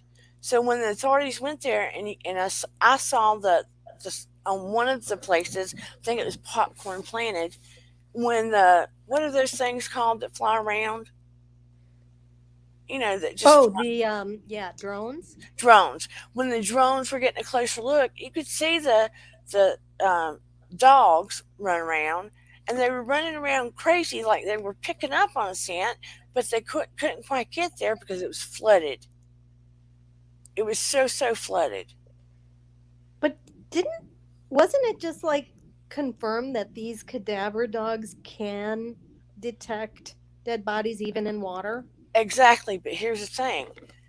My opinion, allegedly, he did it within the first 1 or 2 days.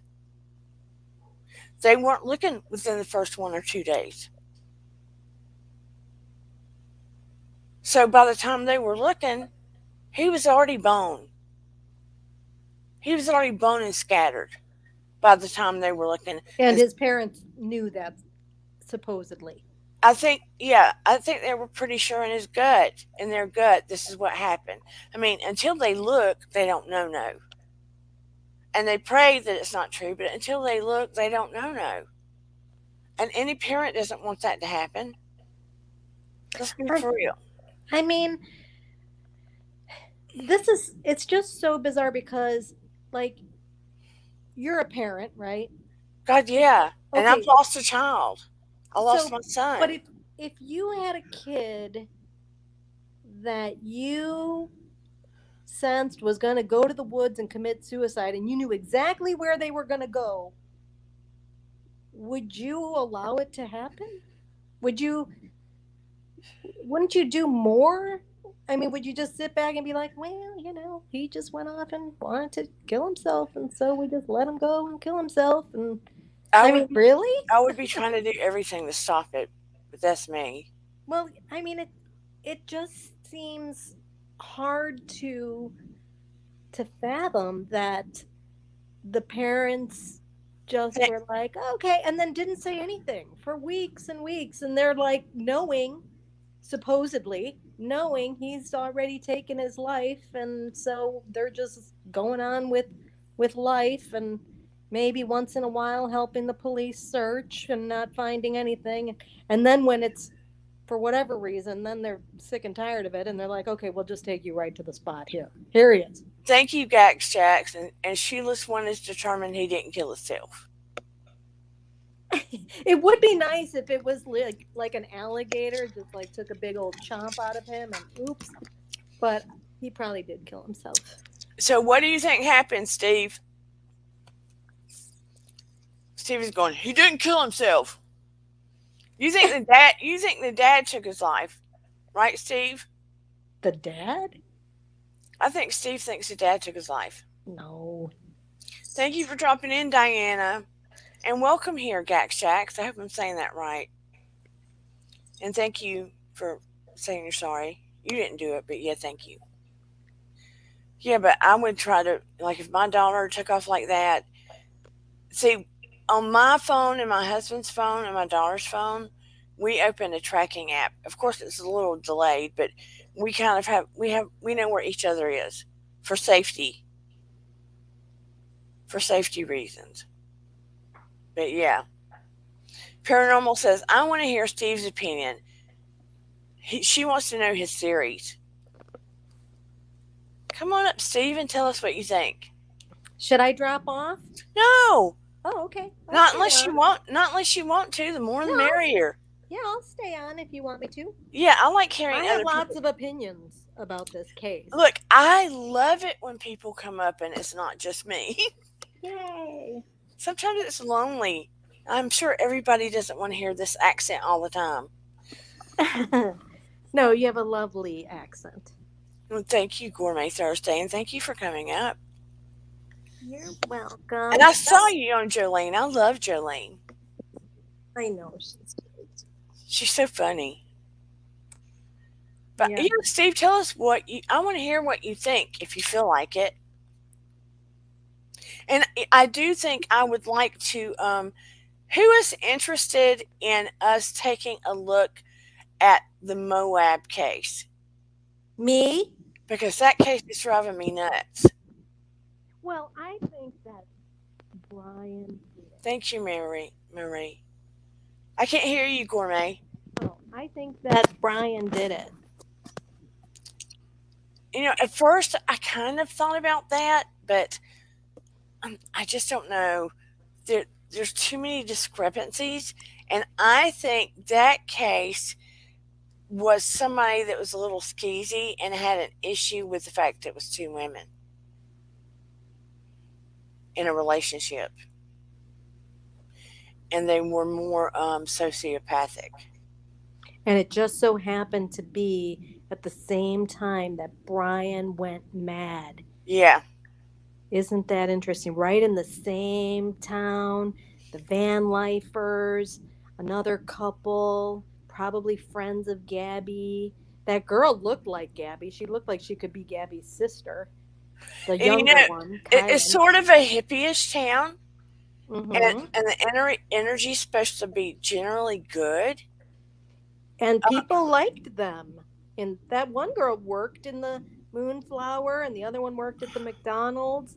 I mean, their friend found them, Yeah, you know, at their campsite.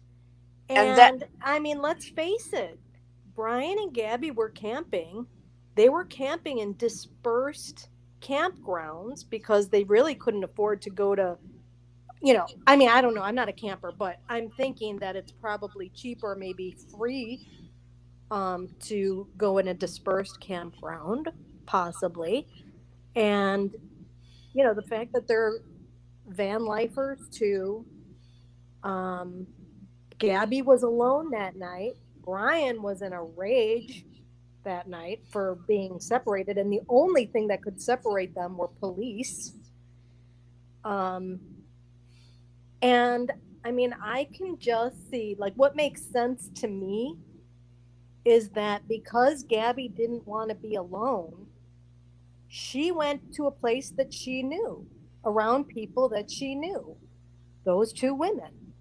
And I'm just saying this. This is just my opinion and like what makes sense to me because I wasn't there. I'm not a drone, spying on everybody.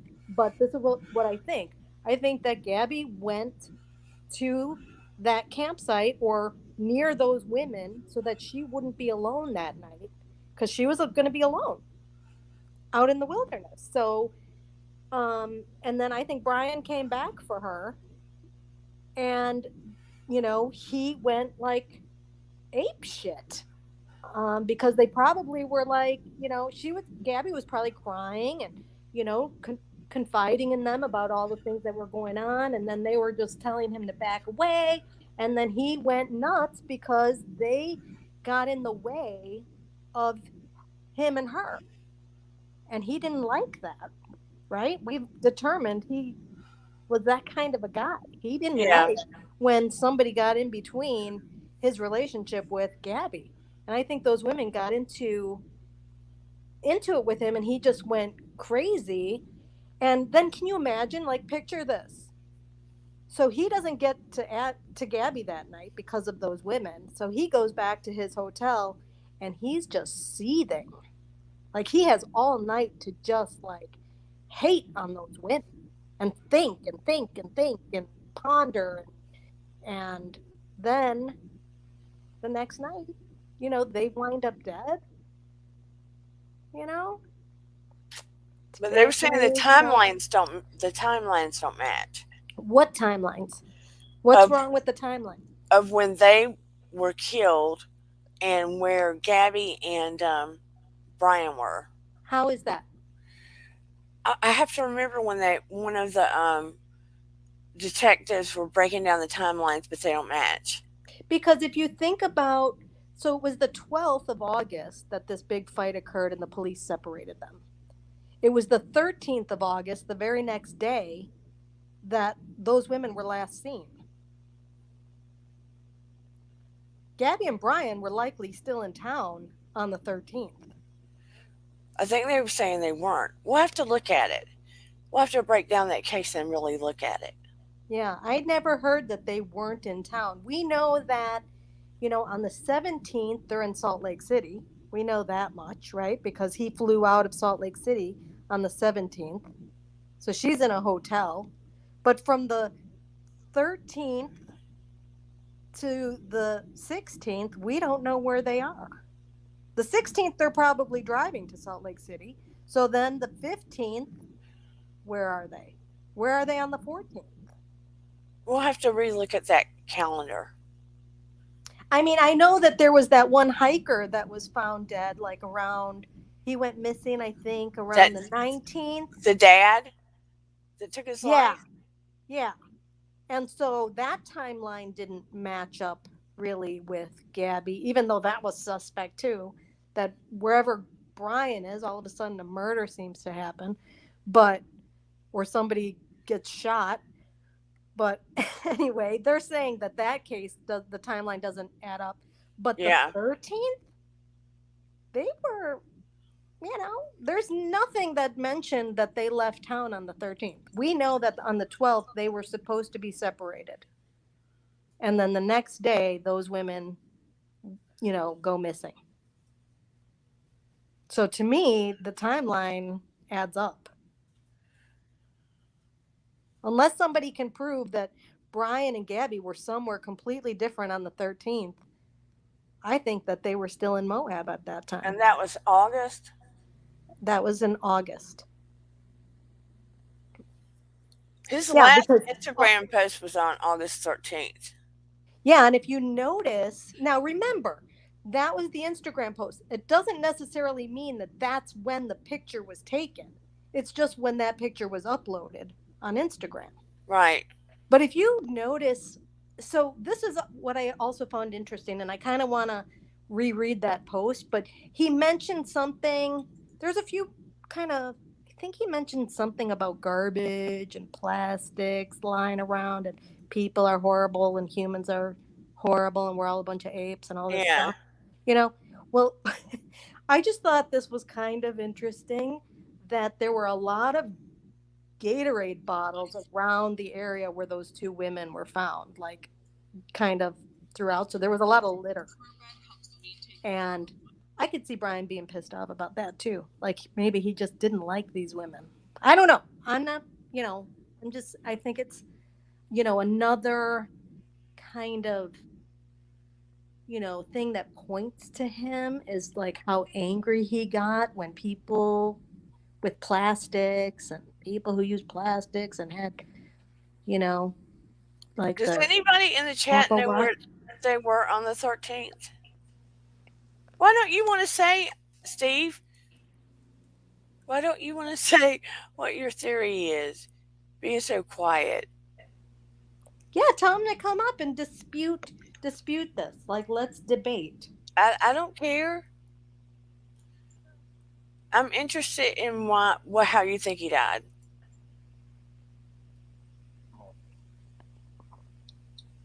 Yeah, it's so sad for Gabby. I wish, everybody wants the details. Everybody's been so invested. I mean, on one hand, it's a coward's way out that he did that. But if it had gone to court and all that stuff, we would have heard about it for a year or more, for sure. Oh my gosh, it would have been such a circus because it already was a circus at this point. But I mean, all that money, I can't yeah, even imagine, spent on yeah. manpower and stuff. But I kind of think too that if he got caught, that you know, and again, this is just, my opinion, just what makes sense to me, but, I could be wrong. But if he did kill those women, then he would have known he killed those women, and he would have been up for 3 charges of murder. And True. that meant he would not have ever gotten out of prison if he got convicted for that. Right. And If they could prove that. they were shot and raped. But, they had the Well, they didn't personality. say rape. Yeah, they They did. no, not they didn't they couldn't confirm if they were actually sexually assaulted. They were stripped, but they didn't confirm that they were actually like physically assaulted, like sexually assaulted. From what I read, I didn't read that they could confirm that anything else happened. I heard differently, but I guess I heard wrong. And he left the bunny too. Bunny? Yeah, they had a bunny, and he just left it in its cage starving without water. I mean, just that alone deserved prison. Good Lord. Yeah. What he now tell me what he did again. I'm sorry. To the bunny. Well, they traveled with a bunny. They had a bunny, and the bunny was found in its cage without any food or water. For days it had been just in this very small, tiny cage, just waiting there. And it Mm-mm-mm. was the friend who found the women that found the bunny. I don't know where the bunny is now, but you know, Just awful, awful, awful. yeah. But I just think it's too coincidental that you've got this van life couple in the same area as Brian and Gabby, who's doing a van life thing on during a time when Brian is in a rage, Yeah. you know, and with his violent kind of mentality, and his hate for humans. Um, I mean, it just adds up to me. The timeline, the location, the emotions, um, everything that was going on with them, his controlling nature toward Gabby and not really wanting her to have, a life outside of him, his jealousy. Um, it all adds up to me that he did that to those women. The last interview I heard is that it's from I don't know if she's a cousin or aunt. She was the older one of Of Kylan, the younger, did you see that girl. interview? I've seen her a couple of times. She's saying they're kind of dropping the ball with it. The police. Yeah, saying that they think a lot of it is because that they were a female married couple. That they're Well, I not. mean, that's possible because there's a lot of like hate crimes towards, LGBTQ, among other, races and things like that. Um, but do you recall that the police told the people of Moab, like early on, don't worry, we don't have a suspect, but you're all safe, because I think that they knew who did it. Yeah. And I think that the FBI was really trying to treat Brian with kid gloves based on his personality, based on what they saw from the body cam footage. They Mhm. knew that this was a guy who probably would kill himself before he would come forward. So that's Yeah. why they never like said harsh words like, he's wanted for murder or anything like that. They were just like, he's always a point of interest. That's it. We just want to talk to him. That's it. Because they were being sensitive, because they knew, from just knowing, what human nature and how he was, that they had to be very delicate with him. But it didn't matter because he wasn't going to be able to. He knew he was going to get caught if he stayed alive eventually. Okay, the father is saying she was raped. The father is saying that. Yeah, of the younger one. And he is angry that they are not bringing up the Brian link. That's interesting that the father would say that. I mean, I'll have to look it up because they found her body in water and she was like submerged in water for a few days.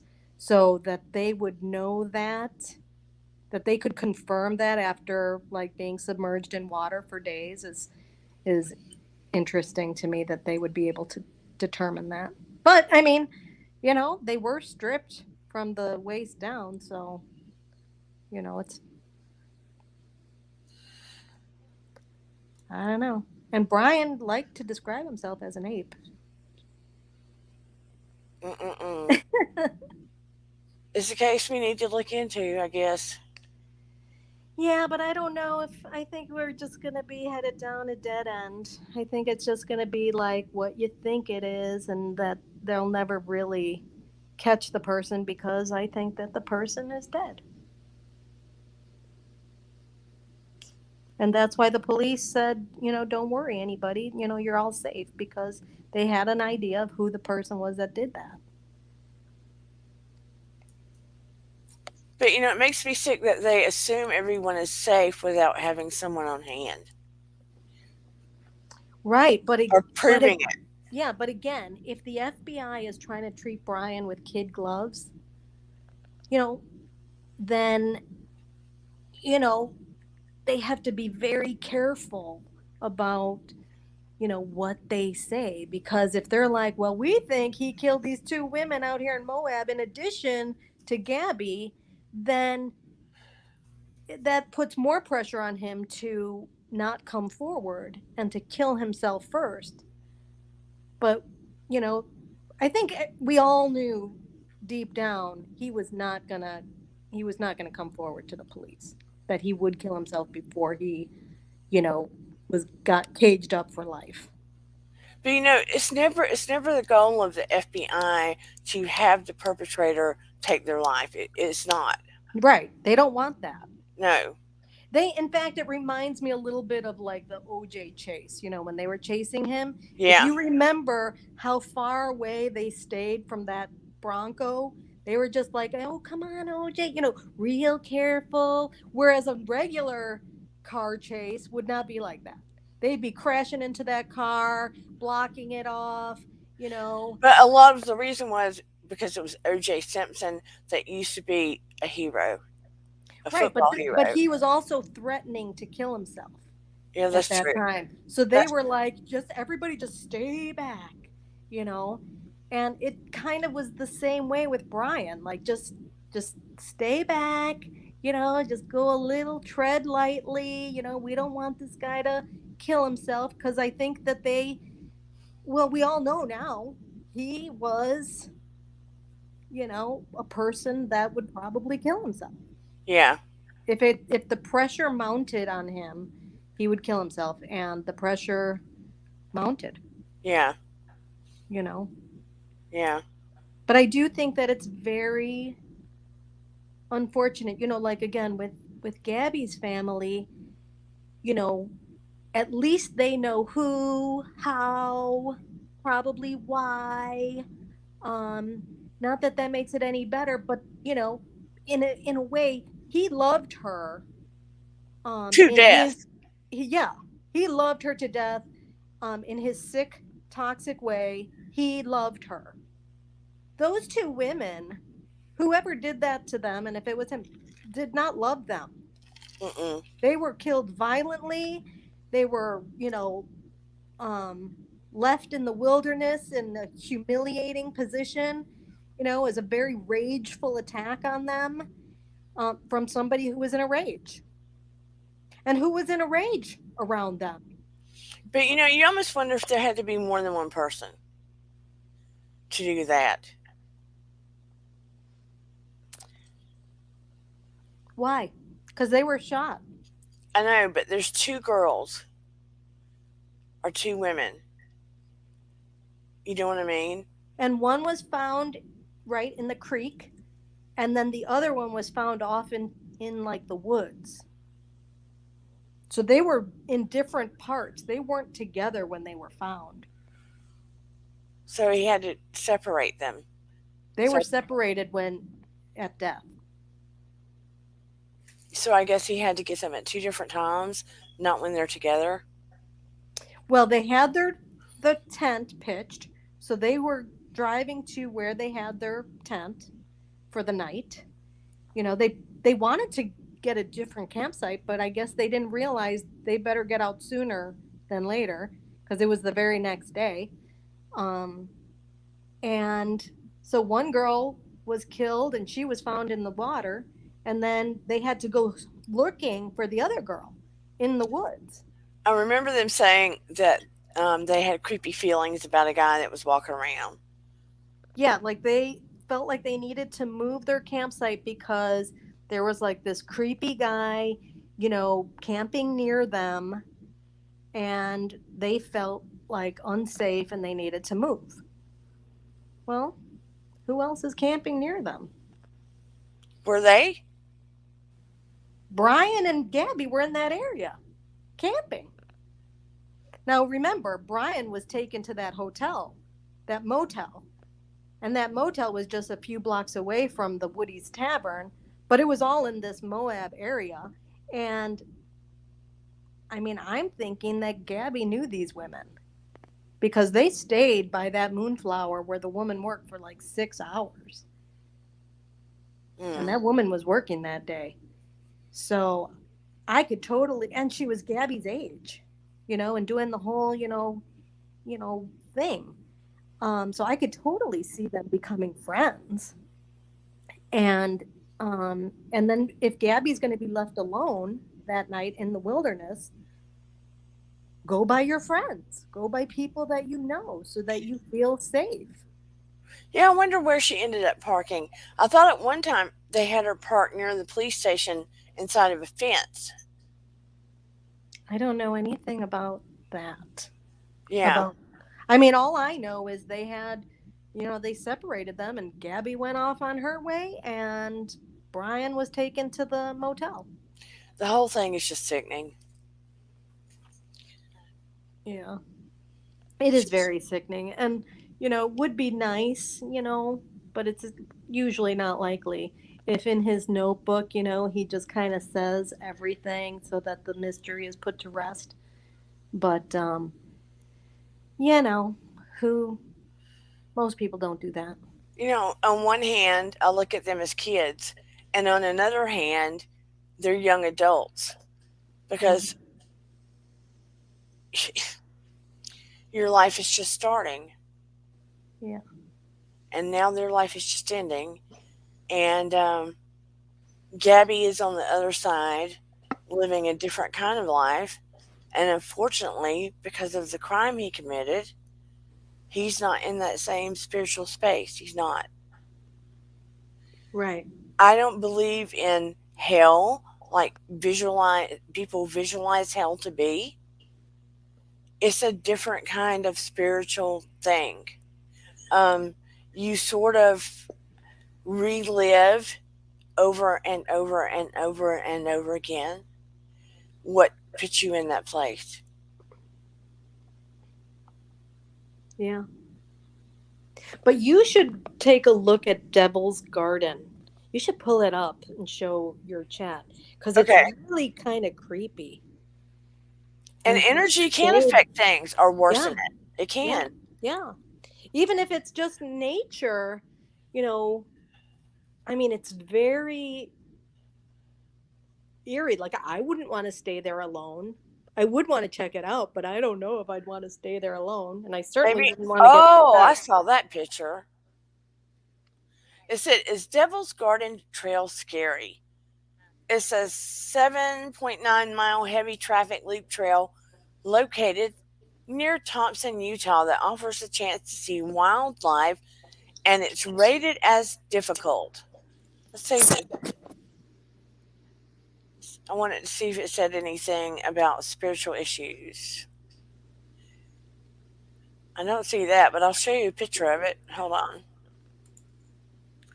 Let's share, everyone. From stream. Yeah, it's right there, kind of within the national park. Here is Devil's Garden. That's a pretty picture. Can you see it? Yes. Very unusual. Like, Yeah, it's there was another like really creepy picture I saw of it too. Um, so yeah, I wouldn't. And I just thought it was interesting that they were really bothered by the flies. So something was yeah. happening to them. I mean, it looks so. Why would flies go there? It looks like all dirt.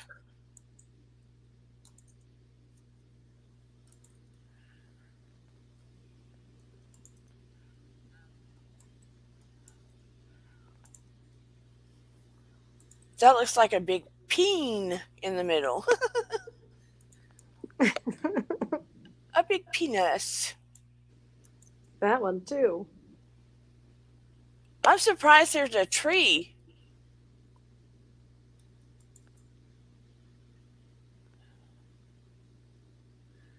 I mean, it's interesting looking. Mm-hmm. But I mean, anytime you go to a place where it's like the devil's this or Satan's that, I mean, Yeah. you know,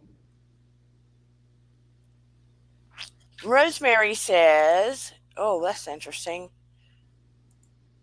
August 13th, 2021, their murdered bodies are discovered on August 18th. But it appears that Gabby was in Salt Lake City and Brian was in Florida October 5th, 2021. Dear Dana, I just looked it up.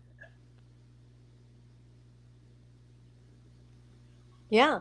But that doesn't mean they stayed in town until the 18th. Yeah. They probably like hitched it right out of town as soon as that happened. Not that Gabby knew, you know. I There's mean, I just, don't think that she would have known something like that and still been able to, put a smile on her face. But she never, other than that YouTube video that was uploaded on the 19th when she asked her dad for help, there and weren't pizza. really many, and pizza, there weren't really many pictures after that. Yeah, it's like, They what? pretty much went radio silent after the 13th, you know, And there's things with that the exception of a couple calls. we don't know. Like, where's all of Gabby's stuff that was in the van put? Where is her laptop that she had? I guess he threw it away. Possibly, you know. I mean, he had a long trip back. He could have gone to many dumpsters along the way and dumped things, you know. I mean, we know of people who've done that, you know. Well, we shall be expecting that, we know he's gone and Gabby's gone, and hopefully, I mean, I know the families are going to be grieving for a long, long time, but in the midst of this, John Q. Public, the FBI, the authorities, and Bertolino, who has made a complete ass of himself, um, the public is going to be looking for pieces of answers, Yeah. whatever that may be. Yeah. And we're still going to have all these conspiracy theorists saying those bones are not Brian's. I assure you, the bones are Brian's. FBI is not going to lie for the family and lose the jobs. Yeah. It's not going to happen. Yeah. But, the little tiny pieces that have been missing, we will be hearing more. Yeah. And I invite you to go look at that page that the family or the friends, let's say the friends, because there's more I didn't read. Go look at it and pick apart what you may. Be kind. Be kind. And use your own discernment because there's a lot there that people aren't talking about. I mean, I think Gourmet Thursday would agree. There's a lot there that makes sense. Yeah. Yeah, But a lot of it answers questions. I think it does make sense up until you get to the point of, you know, this is when the parents knew things, and she kind of proves it that they knew things and didn't tell anybody anything. I They mean, knew about the death, they knew about the car, they knew where what he was doing in the reserve, they knew exactly where he was in the reserve, and they let the FBI and all these search teams spend weeks upon weeks hunting for him, which they know they I think, they know a little bit too much about the Laundries not to know them. yeah, definitely these people know about the laundries, but they also talk about what makes the laundries look like villains, Yeah, you know?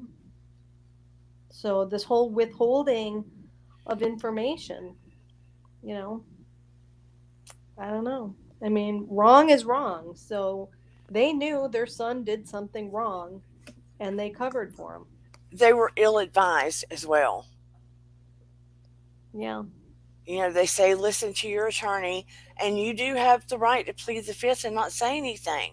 Yeah. It's just like if your spouse, and it's just the way it is, if your spouse, your husband or your wife, commits a crime in the United States, you, by law, you are given the right not to testify against them in a court of law because you are their spouse. That is your right. It's the truth. Whether you know something or not, you are given the right not to testify against your spouse in the court of law. And So does this apply to parents? I'm wondering, I mean, I think, at some, my parents might be part of that, but like aunts and uncles and stuff aren't. no, But the problem with the laundries is that as soon as this became such a national circus, yeah, they needed to hire somebody to represent them and speak on their behalf. better than They just Bertolino. Yeah, instead they just stayed silent and made them look heartless. True, but he said, "Do not speak. Let me handle this," and it puts him in an awful, awful, and I'm not taking up Yeah. for him, but very precarious position. Yeah. Well, he probably is not the kind of lawyer who ever was thrown into the spotlight like this. It's my understanding he's a realtor attorney. Well, that's even worse. Yeah, So, I mean, the laundries, okay, they were advised by this attorney not to speak. But for how long are they going to tolerate protesters and all this hate directed at them before they hire a different attorney or somebody else to help them? Because clearly this guy wasn't helping them. or Things were getting worse for them. or before they have a nervous breakdown, or before somebody in the house takes their own life. Right. I mean, like if it were me and I'm listening to my attorney and my whole world is now completely turned upside down, I'd get a second opinion from somebody else as to how to deal with this, Yeah, because it was a whole hot mess for them, and it's going to be for a while because now they're just so hated, even though maybe they did this because they love their son. Okay, that's great, but you didn't take into account, this other girl's life, you know? I yeah, mean, and she that's the problem for them. and she was gonna be their potential daughter-in-law. The whole thing's just a nightmare. Yeah, but they could have mitigated this, and they didn't. They just like followed this guy who, if he's a real estate lawyer, that's even worse. But then he's not making things better, and it's not like this is day two. This is weeks of this, Yeah, you and know? he's a family friend. Yeah, well, he should have probably taken his ego and put it to the side and found them a different lawyer that can better handle the case. Yeah. I mean, let's face it, even like, not to bring up OJ again, but even with his dream team, they knew Shapiro couldn't handle that case by himself. They needed to bring in Johnny Cochran to handle the case, you know, and the other, experts, because Barry knew he couldn't do it by himself with his skill set. And he didn't want to lose. This Bertolino guy, he didn't do that. He didn't help them in any way. He just wanted to, be their sole lawyer and not give them any advice like, you know what, let's find you a different lawyer who can handle national media attention that's directed at you. Check this out, this clip on the news media with the attorney for a second. Whoop, let me find it. Dana, where is it? Okay, there it is.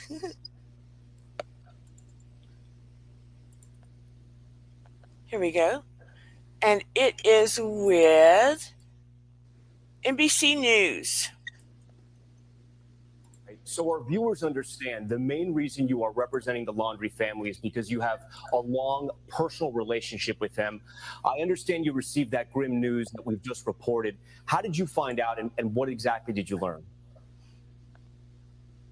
Well, yes. Good evening, Tom, and thanks for having me. The first thing is, yes, I've known the Laundrie family for over 25 years. Been friends with Chris Laundrie for a long time. I've seen both of his children grow up, Cassie and Brian. And I did learn of the unfortunate news that Brian's remains were confirmed today through Chris Laundrie.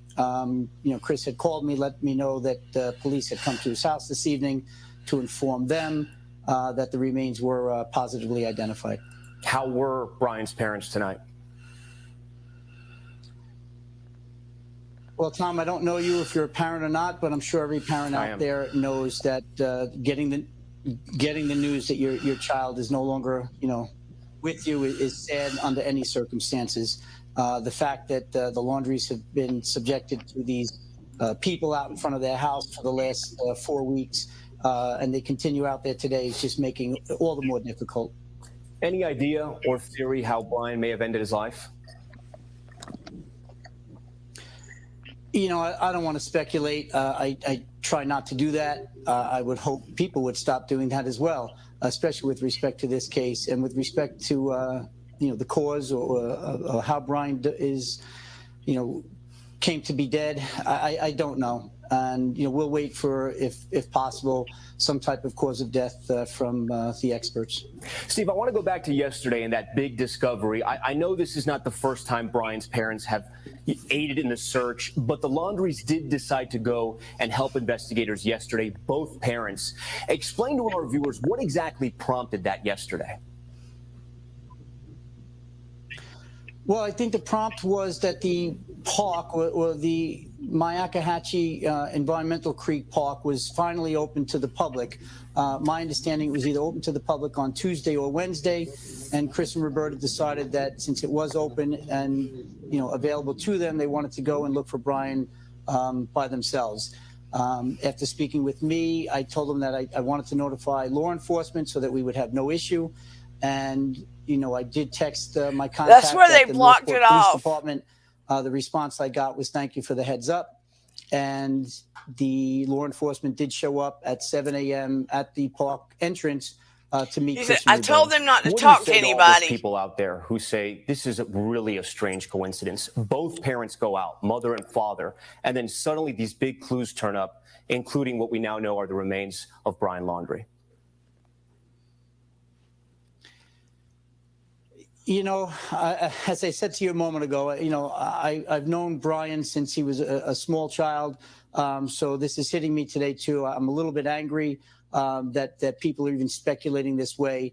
And primarily because, it's not just the Laundries. It's local PD. It's the FBI. It was an independent news person who happened to be there filming.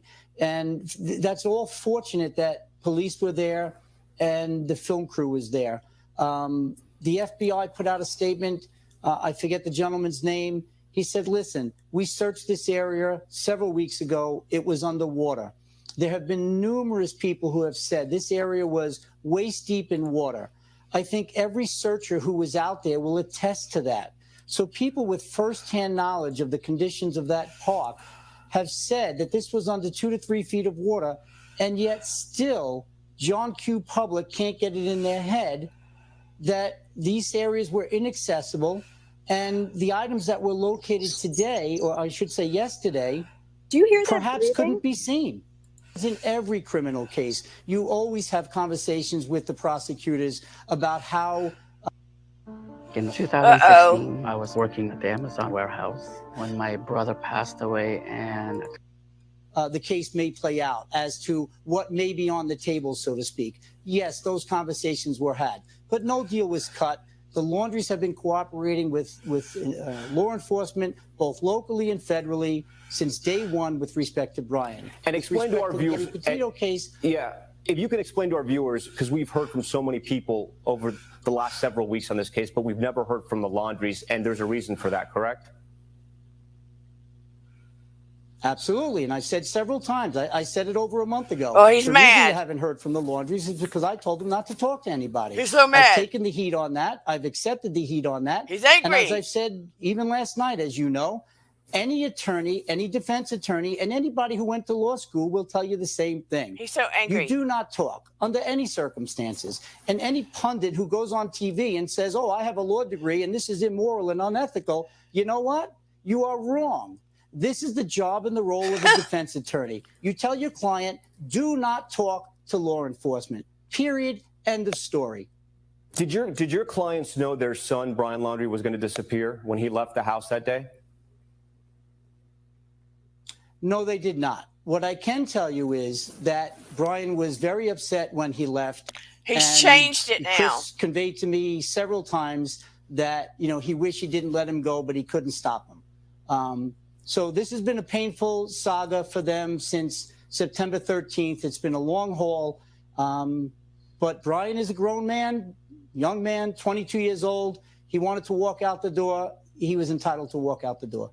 You know the Laundries personally. You've known them for several years. You've said that tonight here on Top Story. I want to ask you, what do you want America to know about the Laundries, and is there something they should know about them as parents? I would like America to know that exactly what you said. Chris and Roberta Laundrie are parents. They are just people. They have feelings. They have children. One of their children have just been confirmed as dead. It's sad under any circumstances. Gabby Petito notwithstanding, for any family, for any parent out there, this is a loss of a loved one. They're grieving. I would just respectfully ask people outside their home, go home, give it a break, get a good night's sleep, leave the Laundries alone, even for one night. Please and thank you. Do you see any scenario where the Laundries eventually reach out to the Petitos, to Gabby's family? As I said to you a moment ago, Tom, there are certain things that need to be, I'll use the term wrapped up. There are conversations that need to be had. When those conversations are had, perhaps at some point in the future, there will be, communication between the two families. I've communicated with Mr. Stafford in the past, the Petito family attorney. I'm sure he and I will be having conversations. Okay. You see a flustered, upset attorney, but you get the jive. This is the one time he changed what he said from grieving, that he had been grieving. He made sure he changed it on every other news thing he had said, grieving. But this is where because he knows more. Yeah. He knows more than we do, and he slipped up a little bit. A lot of it. A lot of it. I mean, he really, he's talking about, you never talk to the police ever, and that's it. And, okay, maybe that's your legal right, and maybe that's, what you do. But in a situation like this, it made matters worse. Yeah. That they didn't even talk, that he couldn't even provide them a representative to speak on their behalf, to answer, questions to the best of their ability, to keep the public at bay. Yeah. Instead, now he's being harassed, and the Laundries are being harassed, and Brian's dead, and it just was a whole mess. Yeah. You Is know? Shoeless One still here? I was trying to do that little clip and then he came on and fell off. If you're still here, Steve, pop on up. And then I looked up this Stephen Bertolino, his law website. Yeah. So he's like a lawyer for a lot of different areas. Real estate is one, but criminal law is another. Oh, it So that is? all falls under, if you look him up, he's sbertolinolaw.com, but he's just got, 8 or 9 different types of law that he practices. Yeah. And he becomes people's private attorney. He just seems a little bit too angry, too flustered, too. It didn't seem like there was really anybody to stand up for the family and protect them as all of this was going on. Well, yeah, because I think that he's in over his head. Yeah.